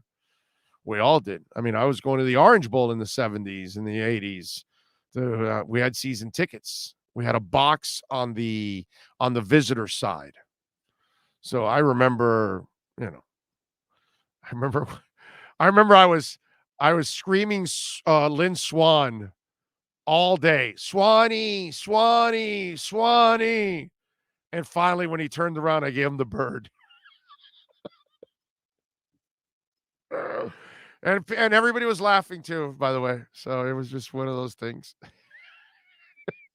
We had the box. We were right behind the players. And let me tell you, box seats in the Orange Bowl sucked. Don't let anybody tell you anything different. Box seats in the Orange Bowl sucked. Unless maybe you had the corner box seats so you can see some of the sidelines. But if you had box seats in the Orange Bowl, the effing players would stand on the sidelines. You couldn't see any play that came to the sideline. And there wasn't no television that you were looking up and seeing some kind of LED screen that was showing you the highlight or something. That did not exist, dude. Okay. Not in those days. That was a whole different world. But I love the box seats because you had the connection and all that. But I can tell you that on those close sideline plays, you had no idea what went on. You just had to go by whatever the call was. That's it. Now, if you had a box seat like on the 10, 15, 20-yard line, the players didn't go out that far. So you were able to see the sidelines then. But, yeah. I know some of you out there that are old enough, you're going to go, yep, he's right. He's right. Richard Loris said, did we ever think the Bucs would win 2 Super Bowls before they would win another one when they were born in 76? Not even close, Richard. Not even close. Not even close. R.I.P. John Brunetti. Yes, sir. Joshua Murphy says, for me, it's the smile on his face when he talks about those memories. As a young Dolphin fan, our good memories are tied in with our bad memories. I could never switch teams, never. Oh, I would never switch teams. I would never do that. Never. I'm not leaving my teams. No matter how bad they are, how much they screw me over, how much heartbreak I go through, heartache, all of that crap. No, I would never do that. No, I'm going to be a Panther fan till I die and a Heat fan till I die. And I'll be I was a UM fan when they were mediocre, and I was a UM fan when they were all world. And now I'll be a UM fan for the rest of my life, and they're going to be mediocre forever. You know, that's just the way it is. It's not going to stop me from rooting for my teams. I'll just change my expectations now. I told you what I'm doing with the UM. With UM now, I'm just going to, hope for a nice 8 or 9 win season one year, and that they get to maybe a Gator Bowl or something like that. And maybe they can beat a team and shock the world. That's a half decent team. But those days of playoffs and national titles and winning the ACC and all that those things are out the door now. Those I'm not even going to think about that. I'm just readjusting what the realistic goal will be for something like this. But I'm not. Yeah, I would never, ever, ever quit on my Dolphins, ever. No matter how much misery I've been through, especially the last 25 years. Okay, maybe in the Marino years it wasn't a Super Bowl, but there were a lot of really good years. I was entertained, and Marino always gave me the feeling that you had a chance. And that's something that I can't say the last 25 years. I've felt like every week we have a chance. With Marino, I always felt I had a chance. Lost my dad at 56, understand totally. Yeah, man, I mean, shit, I lost my dad at 51, and I'm 55. So I've already outlived my dad. Like, sucks, dude. You kidding me? Like, he's supposed to still be around so I can go to a game with him or watch. You know what I would have been? I would have been watching the boxing match on Saturday night with the old man. Guaranteed. Because we watched all boxing matches together. Because he loved boxing, dude. Loved boxing. Oh, look up used car salesman in the dictionary. They've added a picture of Manny Diaz. Hey, let's do this real quick. Let me take a 1-minute break here so we can start hour number 4. Talk a little bit more before I wrap it up. Hour number 4 is next.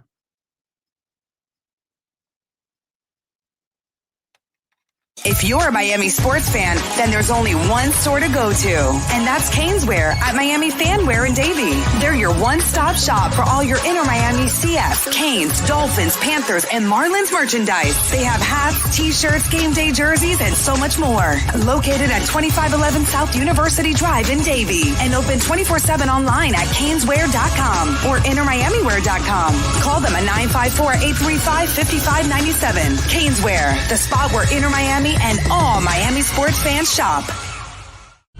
This is the Big O Show.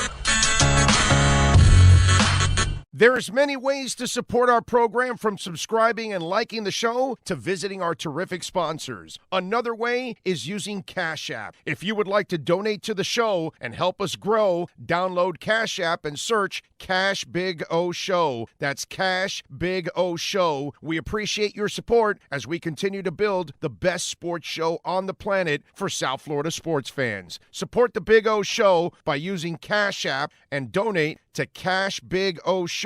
Thank you for your incredibly loyal support. This is the Big O Show. There's no need to drive around South Florida wasting valuable time looking for a new or certified pre-owned Acura. Go to the #1 volume sales dealership in the Southeast United States. Craig Zinn's Acura of Pembroke Pines. Purchase with pace and space in a dealership tailored to your needs. From home buying to providing that personal touch. Contact the 2020 Satisfaction Award winner Craig Zinn's Acura of Pembroke Pines. 888-776-5123. That's 888-776-5123. Or visit them at 15601 Pines Boulevard in Pembroke Pines.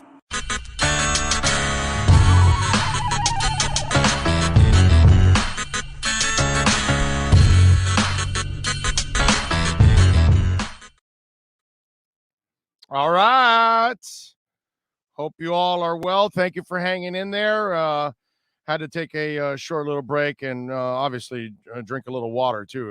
You gotta charge up, man. Got to charge up. Remember, if you want to make a donation to the program, help us grow, Cash App or Venmo, Cash Big O Show. That's Cash Big O Show. If you want to support us, and of course, please smash the like button. That is the most important thing you'll be able to do for us all day long. Smash that like button, subscribe to the program, hit the notification bell, all of that kind of stuff, so that way you know when we're on. And don't forget, you can come back to our website now, our YouTube page, our channel, and like Flo's press conference today at 2:00, you'll catch it there on YouTube. We'll have it there for you. Post-game stuff from Inter Miami, from the Miami Heat, the Miami Dolphins, press conferences throughout the week, all those kind of things. And Sean and I are going to add some other things as we continue to grow and expand a little bit more. But just to kind of give you a heads up, make sure you want to subscribe and you want to have the notification bell, because if you missed that Spo press conference or that Flo press conference or Chris Greer talked or whatever, you're going to be able to catch it there with us. Or if you missed, Coach Neville, berating and ripping people, you can catch it there with us, all that kind of good stuff. So please subscribe to the show and hit the notification bell. By the way, Bitcoin is up 3.3% there. It's at 57,700. Shiba Inu is at 0.00032. So those of us that got in at 0.000006 and you're at 32, you're doing pretty good right now. You got in at 7 and you're at 32. You did pretty good. You got in at 8 and you're at 32. You're doing good. You got in at 10 and you're at 32. Yeah, baby. It's over 200%. Come on. That's making a little income. Nothing wrong with that. So the Shiba Inu train continues to climb. I'm actually very impressed that it found the floor in the high 20s. And that's what it did the last couple of days. After a parabolic move, it then found the floor. Well, it actually went up to like 30 and then went back down. And then it kind of found a floor around 26 to 28. And now it's made another move now, and it's up to 32. I don't know if it'll continue, but you want it to continue to another plateau and find a floor. You don't want a total parabolic move, ladies and gentlemen. When that happens, you're going to have a retraction. What you want is kind of a move and then find a floor, and then a move and find a floor, and then a move and find a floor, because that's a healthy way of your stock growing. So really cool that the last couple of days it found the floor, and now let's see if it moves again and finds a higher floor in the 30s somewhere, 34, 37, 38. And then if it holds there again, that becomes an incredible positive. And wait till it gets added to Robinhood. That's going to go boom. It's going to explode. DJ Gallagher, thank you, sir. Appreciate you chiming in on the super chat. And he says he did a double do there. He says he also dropped in on Cash App. Oh, I see it there. Thank you, sir. Thank you. I appreciate you chiming in on a little Cash App. That's very, very nice. So thank you, DJ Gallagher. Very kind of you. Cash App or Venmo, Cash Big O Show. And remember, you can send in a question, too, at the same time on Cash App or Venmo. So if you have a question, I will answer your question, okay? Appreciate you out there. Alexander Lopez. Thank you, sir. DJ, a.k.a. DJ Gallagher, Alexander Lopez. Thank you, sir. Appreciate it. Let's see. Maybe, but I feel Herbert was and always will be the next Elway. He's a tough SOB. Well, we will find out, right? We're going to find out if he's the next Elway, if he's a winning quarterback, if he's a tough dude. All of those things will be found out with time.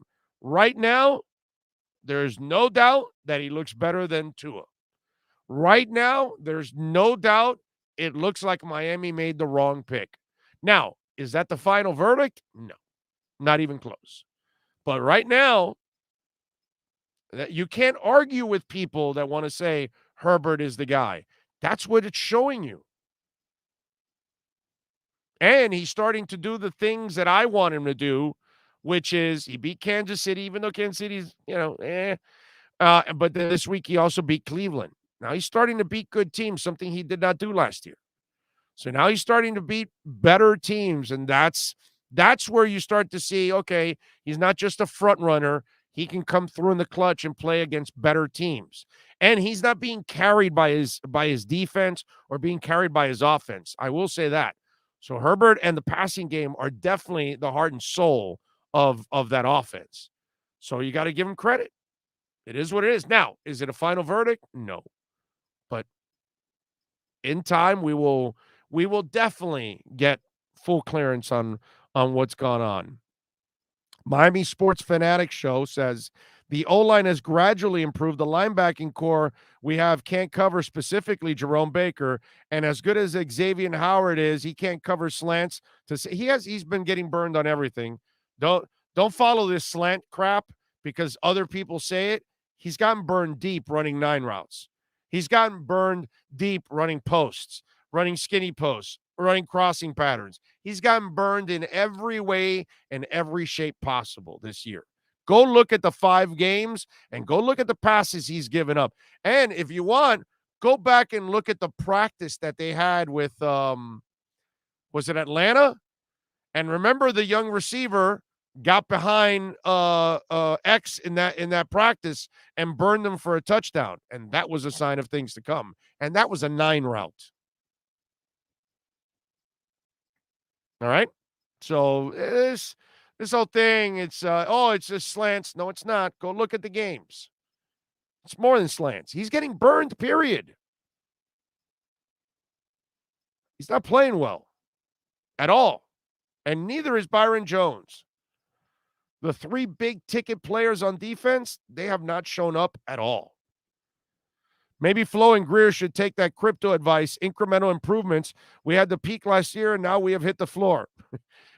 That's, the Dolphins are basically a bad crypto coin or a bad stock that they flew up, and then all of us as Dolphin fans, we FOMO'd in, which you should never do if something's going parabolic, and we all FOMO'd in, and we're playoffs, let's go. And they're going to win 11 games. They're going to win 12 games. They're going to win 13 games. Let's go. Flo's got it going on. And then all of a sudden, we FOMO'd in. It was at $5. It rose to like 100. We all FOMO'd in and bought in at like 75, 80, 85, but it went up to 100.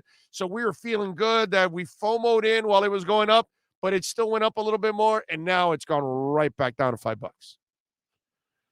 And everything that we invested in at $75 and 70 and 80, we are losing our ass off right now.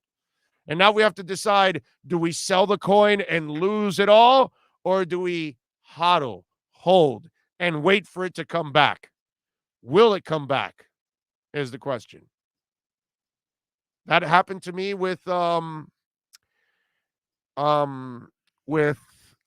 it called? With Bitcoin. I got into Bitcoin late. I got into Bitcoin around 40. I think it was 41, 42. And I bought it all the way up to like 50, 51.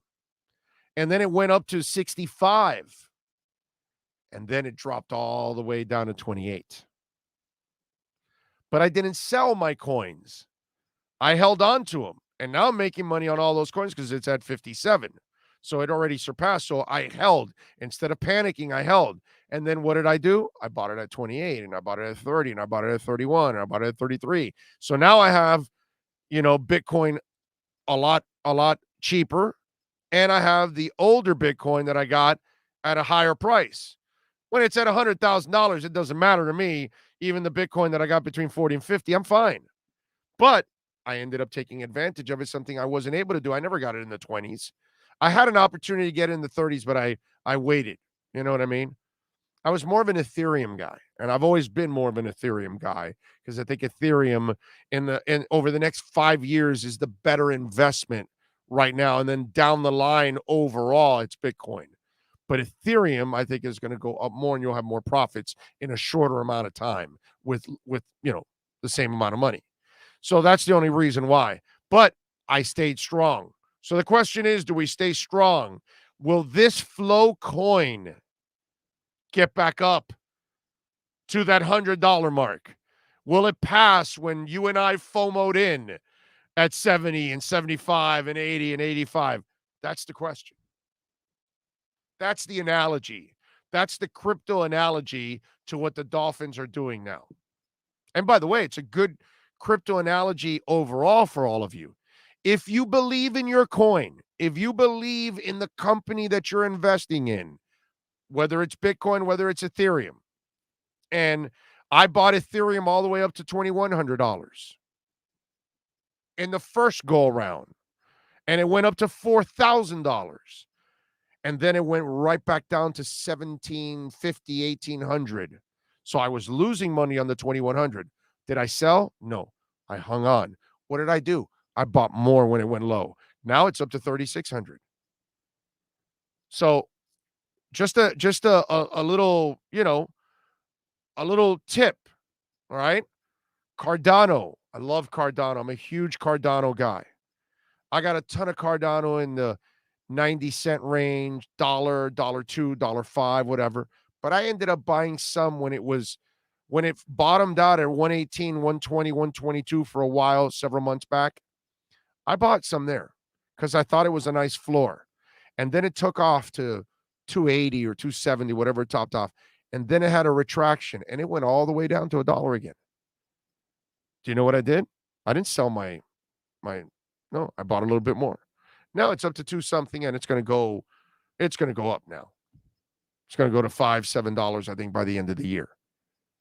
But it is a good lesson that if you are investing in a really good company, whether it's Tesla, whether it's Amazon, whatever it is, and sometimes the stock will go down a little lower than what you bought it, you stay strong. You don't panic. You don't sell because Microsoft will bounce back.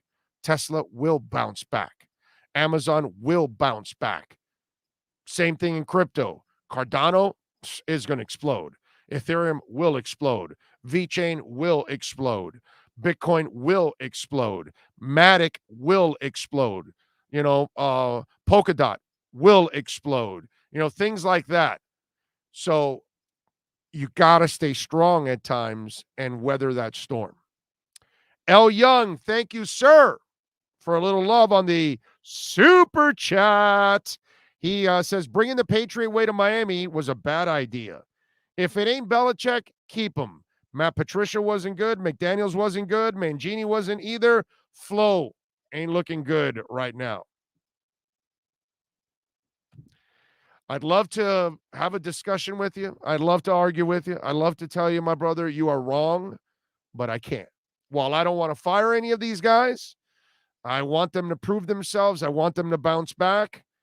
I cannot defend what's going on. No, I no longer can defend what's going on. I have to, respect your opinion on this and say you might be right. I don't want changes because I'm sick and freaking tired of changes. I really am. But man, this is depressing. The best thing about the Dolphins-Jets championship game was that Mark Gastineau didn't do stupid dances that much because the Jets were losing the whole game. EJA says, I'm noticing Waddle tends to jump to catch balls that he just can reach up for and keep his feet on the ground. The safety was one, and again yesterday, that was intercepted. That's a bad habit. I can't say I've been impressed with him so far as a receiver yet. Now, he's young, dude. He's a baby. He's a rookie. And he doesn't have great coaches around him. So, that's the thing. I think a lot of these young players are being hurt by poor coaching. Polo says, Flo is still learning with his coaching decisions. Greer gets 20 years of experience within personnel decisions, so we expect him to do better. And how do you know he hasn't? That's what I'm trying to again, you keep assuming that all of the personnel decisions were done by Greer.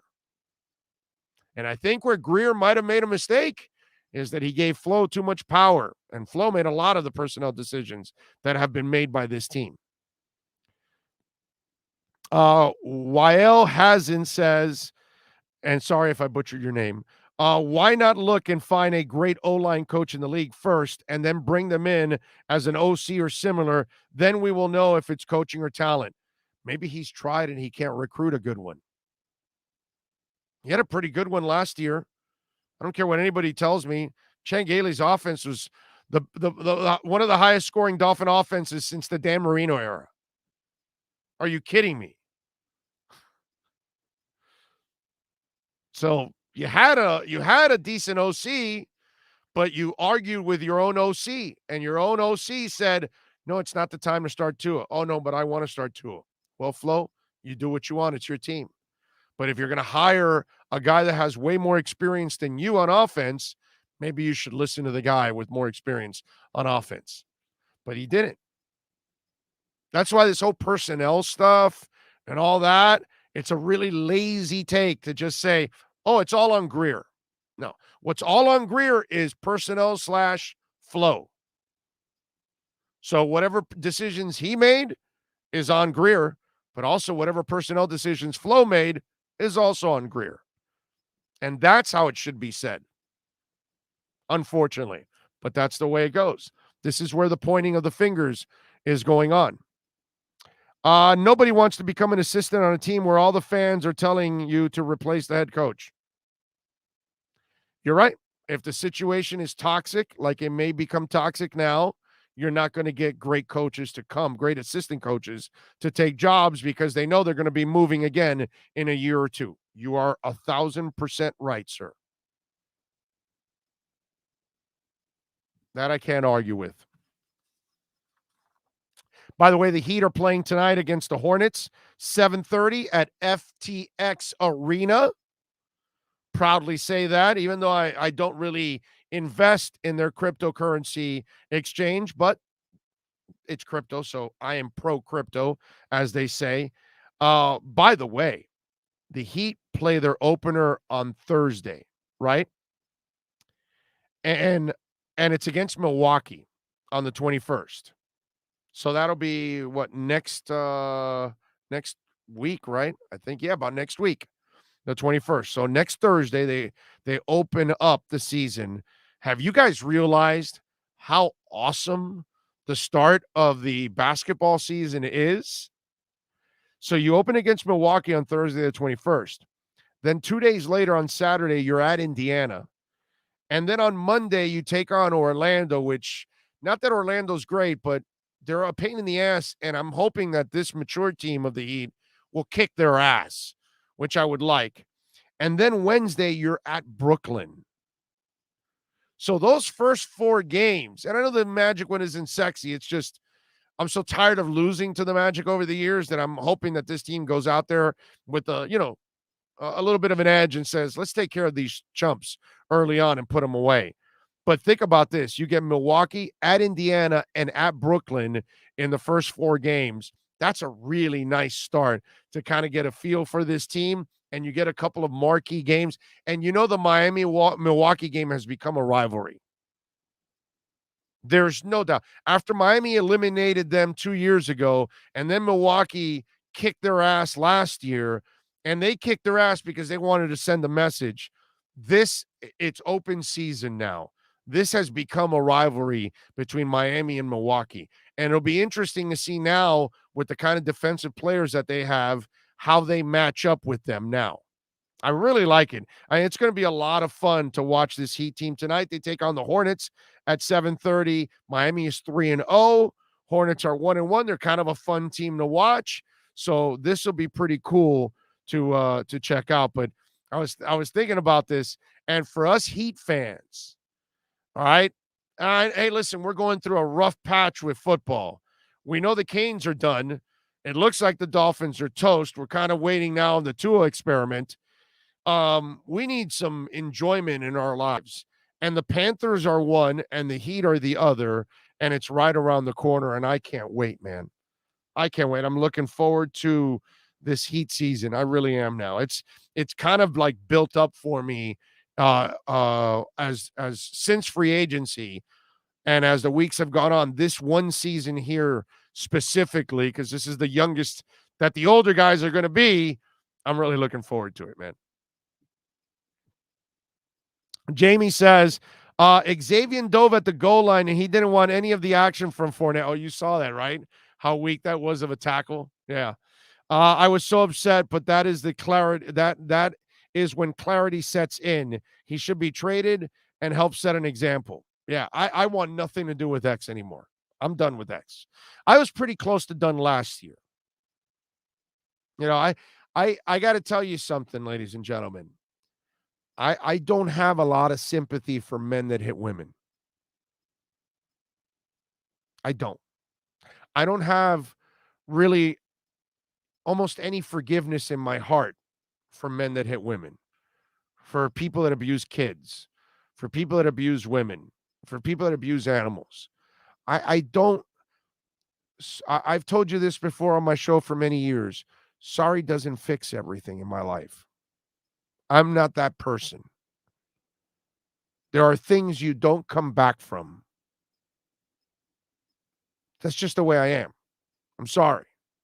Once you've committed certain acts, there are just certain acts I can't accept. And I got to move on. And so he already had me kind of at that point. And then the holdout, the hold in, whatever it was, he lost me with that. Totally lost me. Because after the team gave you a contract and stood by you, you know what I mean? And then, so you have a great season, and now you want to screw them over and hold them hostage when they gave you your money 2 years ago when you were out for the year in a domestic issue. I'm a true believer that if they're loyal to you, you need to be loyal to them. And I think it kind of goes both ways. And I know that in that business, there's not a lot of loyalty. But at that moment, the Dolphins deserved his loyalty. And look how they've been repaid with his loyalty. That he held in for more money only to play like dog shit this year. I'm sorry, dude. That doesn't fly with me. That doesn't fly with me. You can't demand something and then not live up to it. That's just not right on any level. Chan Gailey's offense was good, but there was no future with him being as old as he was. His offense is to be the foundation piece for the start of our offense, whoever came after Gailey. Do you know how old the guy is in Seattle? Pete Carroll? What does age have to do with it, dude? His age, he produced the most productive offense points-wise since Marino. So you had to go back over 20 years, dude. That tells you all you need to know. And what the hell does age have to do with it? If you're senile, then I get it. You can't do it anymore. If you're on a walker or you're debilitated, then you can't do it anymore. But if you can walk around and you can think for yourself and you're healthy enough, that's all I need. I don't care how old you are. Look at Tom Brady. He's playing at an age that none of us would think you can play. Oh, it's impossible. Well, he's made it impossible. That's so unfair to use age against him when age had nothing to do and he didn't even have elite talent and he produced a shitload of points more than all the other coaches in the last quarter century. What does age have to do with anything, dude? That's such an unfair statement. That's a terrible hot take.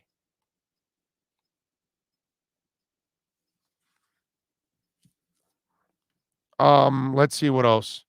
No, I know, Big O, but I meant like he probably felt tired or doing it anymore, and whoever came after him could have built it off the success he had.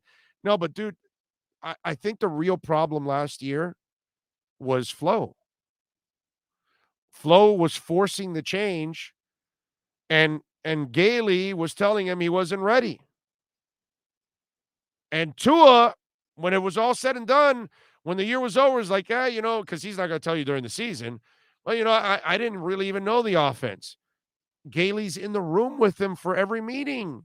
He knows he doesn't know the offense. So that's where, see, that's what I love about Shula. Shula was a pain in the ass. He demanded the best out of people.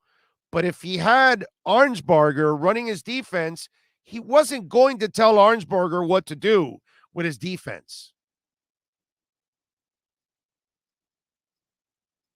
So when Sean McVay brings in Wade Phillips to be his defensive coordinator for the first 2 years, he's not telling Wade Phillips how to run his defense. He's just worried about the offense and worried about the team. Wade Phillips can worry about the defense because he's Wade effing Phillips.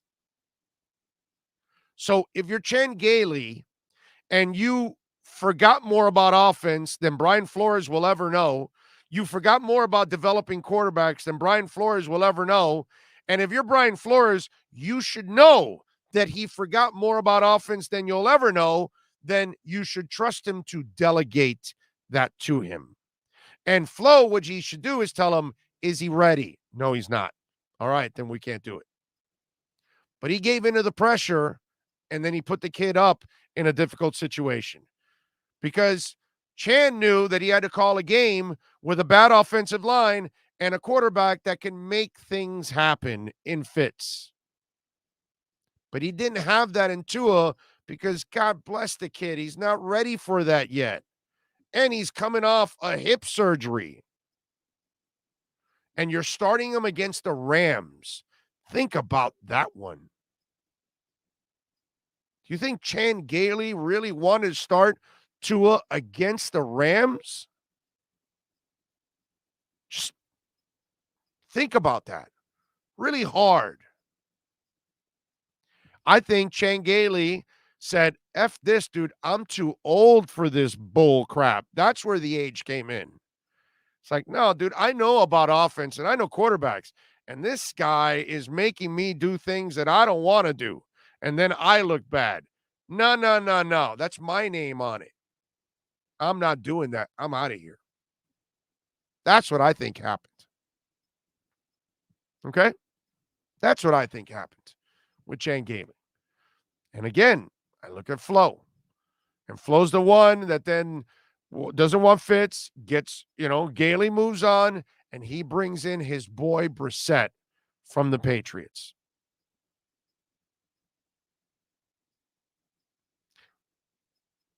See through the trees, ladies and gentlemen. The answer's in front of you. It's pretty obvious. You can figure it out without people even having to tell you what's going on. Just like Kyle Van Noy here, Ted Karras here, gone tomorrow. It's all Flo. Those aren't personnel type decisions. Those are your head coach telling the personnel department, I don't want this player anymore. Philbin did it a lot. Gase did it a lot. And Flo's doing it a lot.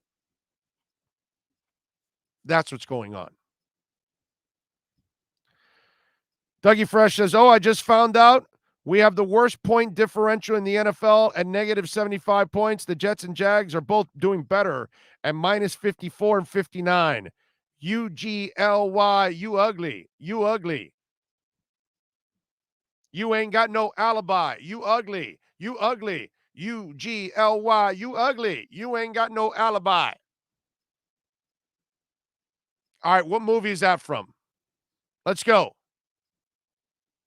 Let's go. Come on. We got 285 people on the chat board right now. Tell me what movie is that from? UGLY, you ugly. You ain't got no alibi. Come on. Let's see how good some of you are out there at, well, I'm not even going to say what kind of movie. I don't want to give it away. Oh, damn, you guys are good. Alex got it first. Wildcats. Chris L. Wildcats. Hordman got Wildcats. Troy Ortiz Wildcats. I love it. EJA, bring it on. Do you even admit you watched that? Let's see. Hardman just put Goldie Hawn.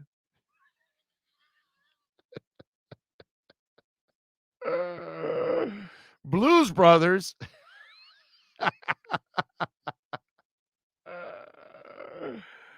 Oh, man. You guys are awesome. It was actually pretty good. It was. Wildcats is actually pretty good. And it holds up. And it's got a ton of actors. God, Wesley Snipes is a baby in that movie. What's it called? White Men Can't Jump. That's with him. It's funny how those two guys years later are on Money Train and all that stuff and working together. Woody Harrelson. Woody Harrelson's really young. And those two guys are like, they're probably like, if not teenagers, they're like maybe early 20s or something like that. Bunch of actors in that movie. I remember that. Dirty Dancing. That's it. I'm not sure who's making all these decisions, but they are lost. Big D, everybody's going to fall, man. Everybody's going to fall, unfortunately. I hope it doesn't happen. I hope somehow or another Greer and Flo are able to figure this thing out. But right now, they're setting themselves both up for failure. That's just the way it is. Because look at the results. It sucks.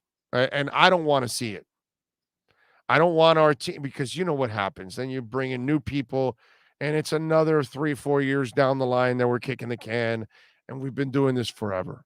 I really need them to, I don't know, surprise the hell out of us for the next 12 games and shock the world, make us feel a little better, and maybe they can continue and kind of redeem themselves next year.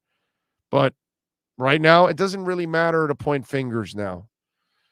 Everybody's to blame right now. Front office, coaching, players, owner. Nothing's right, man.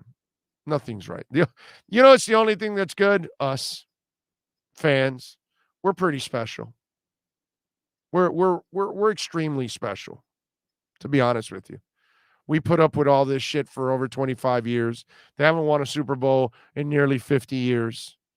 And yet we're back. We're always talking. We love them. We buy the shirts. We buy the hats. We go to games. We go to bars and watch it.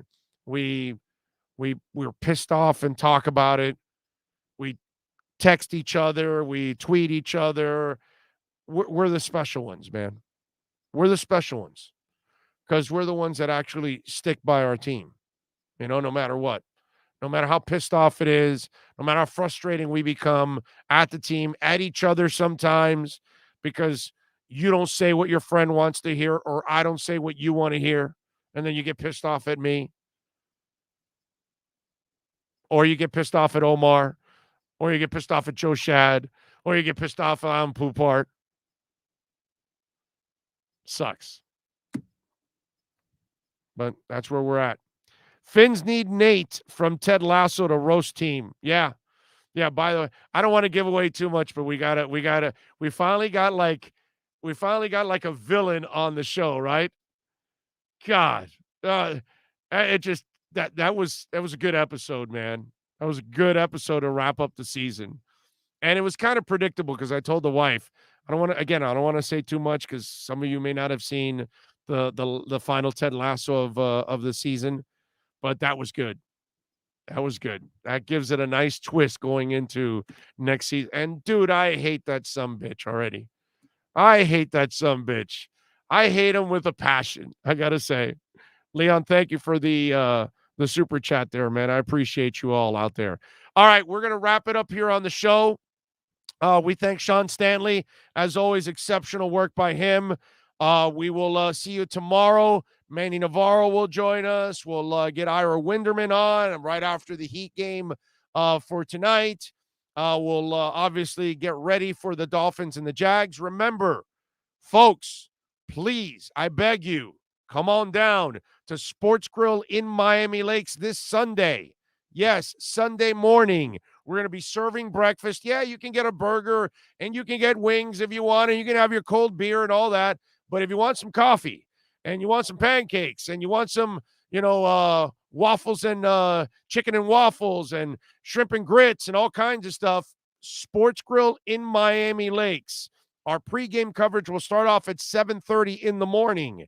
So please come on out there, join us to watch the game, enjoy a little breakfast. The day will end early for you, and you're off and running. So come on out, make some plans. Tua makes his return, so it's going to be a lot of fun. We can root Tua on. Hopefully we'll get a victory, and I can't wait to have the whole dish, but I did try it last week, the chicken and waffles, and it's good. And I haven't had chicken and waffles in a long time, but I was able to try it. Tried the shrimp and grits and all that stuff. They were like, testing all the dishes. So please come on out. Sports Grill in Miami Lakes next Sunday. Not a lot of places are going to be open. We're going to be open and ready to go and have some fun. Thanks to Sean Stanley. Thanks to everybody for tuning in, watching. Please hit the like button if you're listening to the podcast. If you're watching on YouTube, appreciate it. Subscribe, hit that notification bell. We love you all. We'll see you tomorrow. Same time, same place, same bat channel. This is the Big O Show. Sports fans love a place with great food, cold drinks, and TVs everywhere. That's why sports fans love Sports Grill and their 7 amazing locations. Check out the Bird Road location at 11481 Southwest 40th Street in the back corner of the West Bird Shopping Center. Sports Grill is also now offering some great employment opportunities. All kinds of positions are now available from kitchen to hosting. Call for more information at 305-485-8845. From wraps to salads to amazingly delicious specialty dishes, Sports Grill is the home to the legendary special grilled wings. Since 1987, Sports Grill, good food, good drink, and good friends. It's the Big O Show.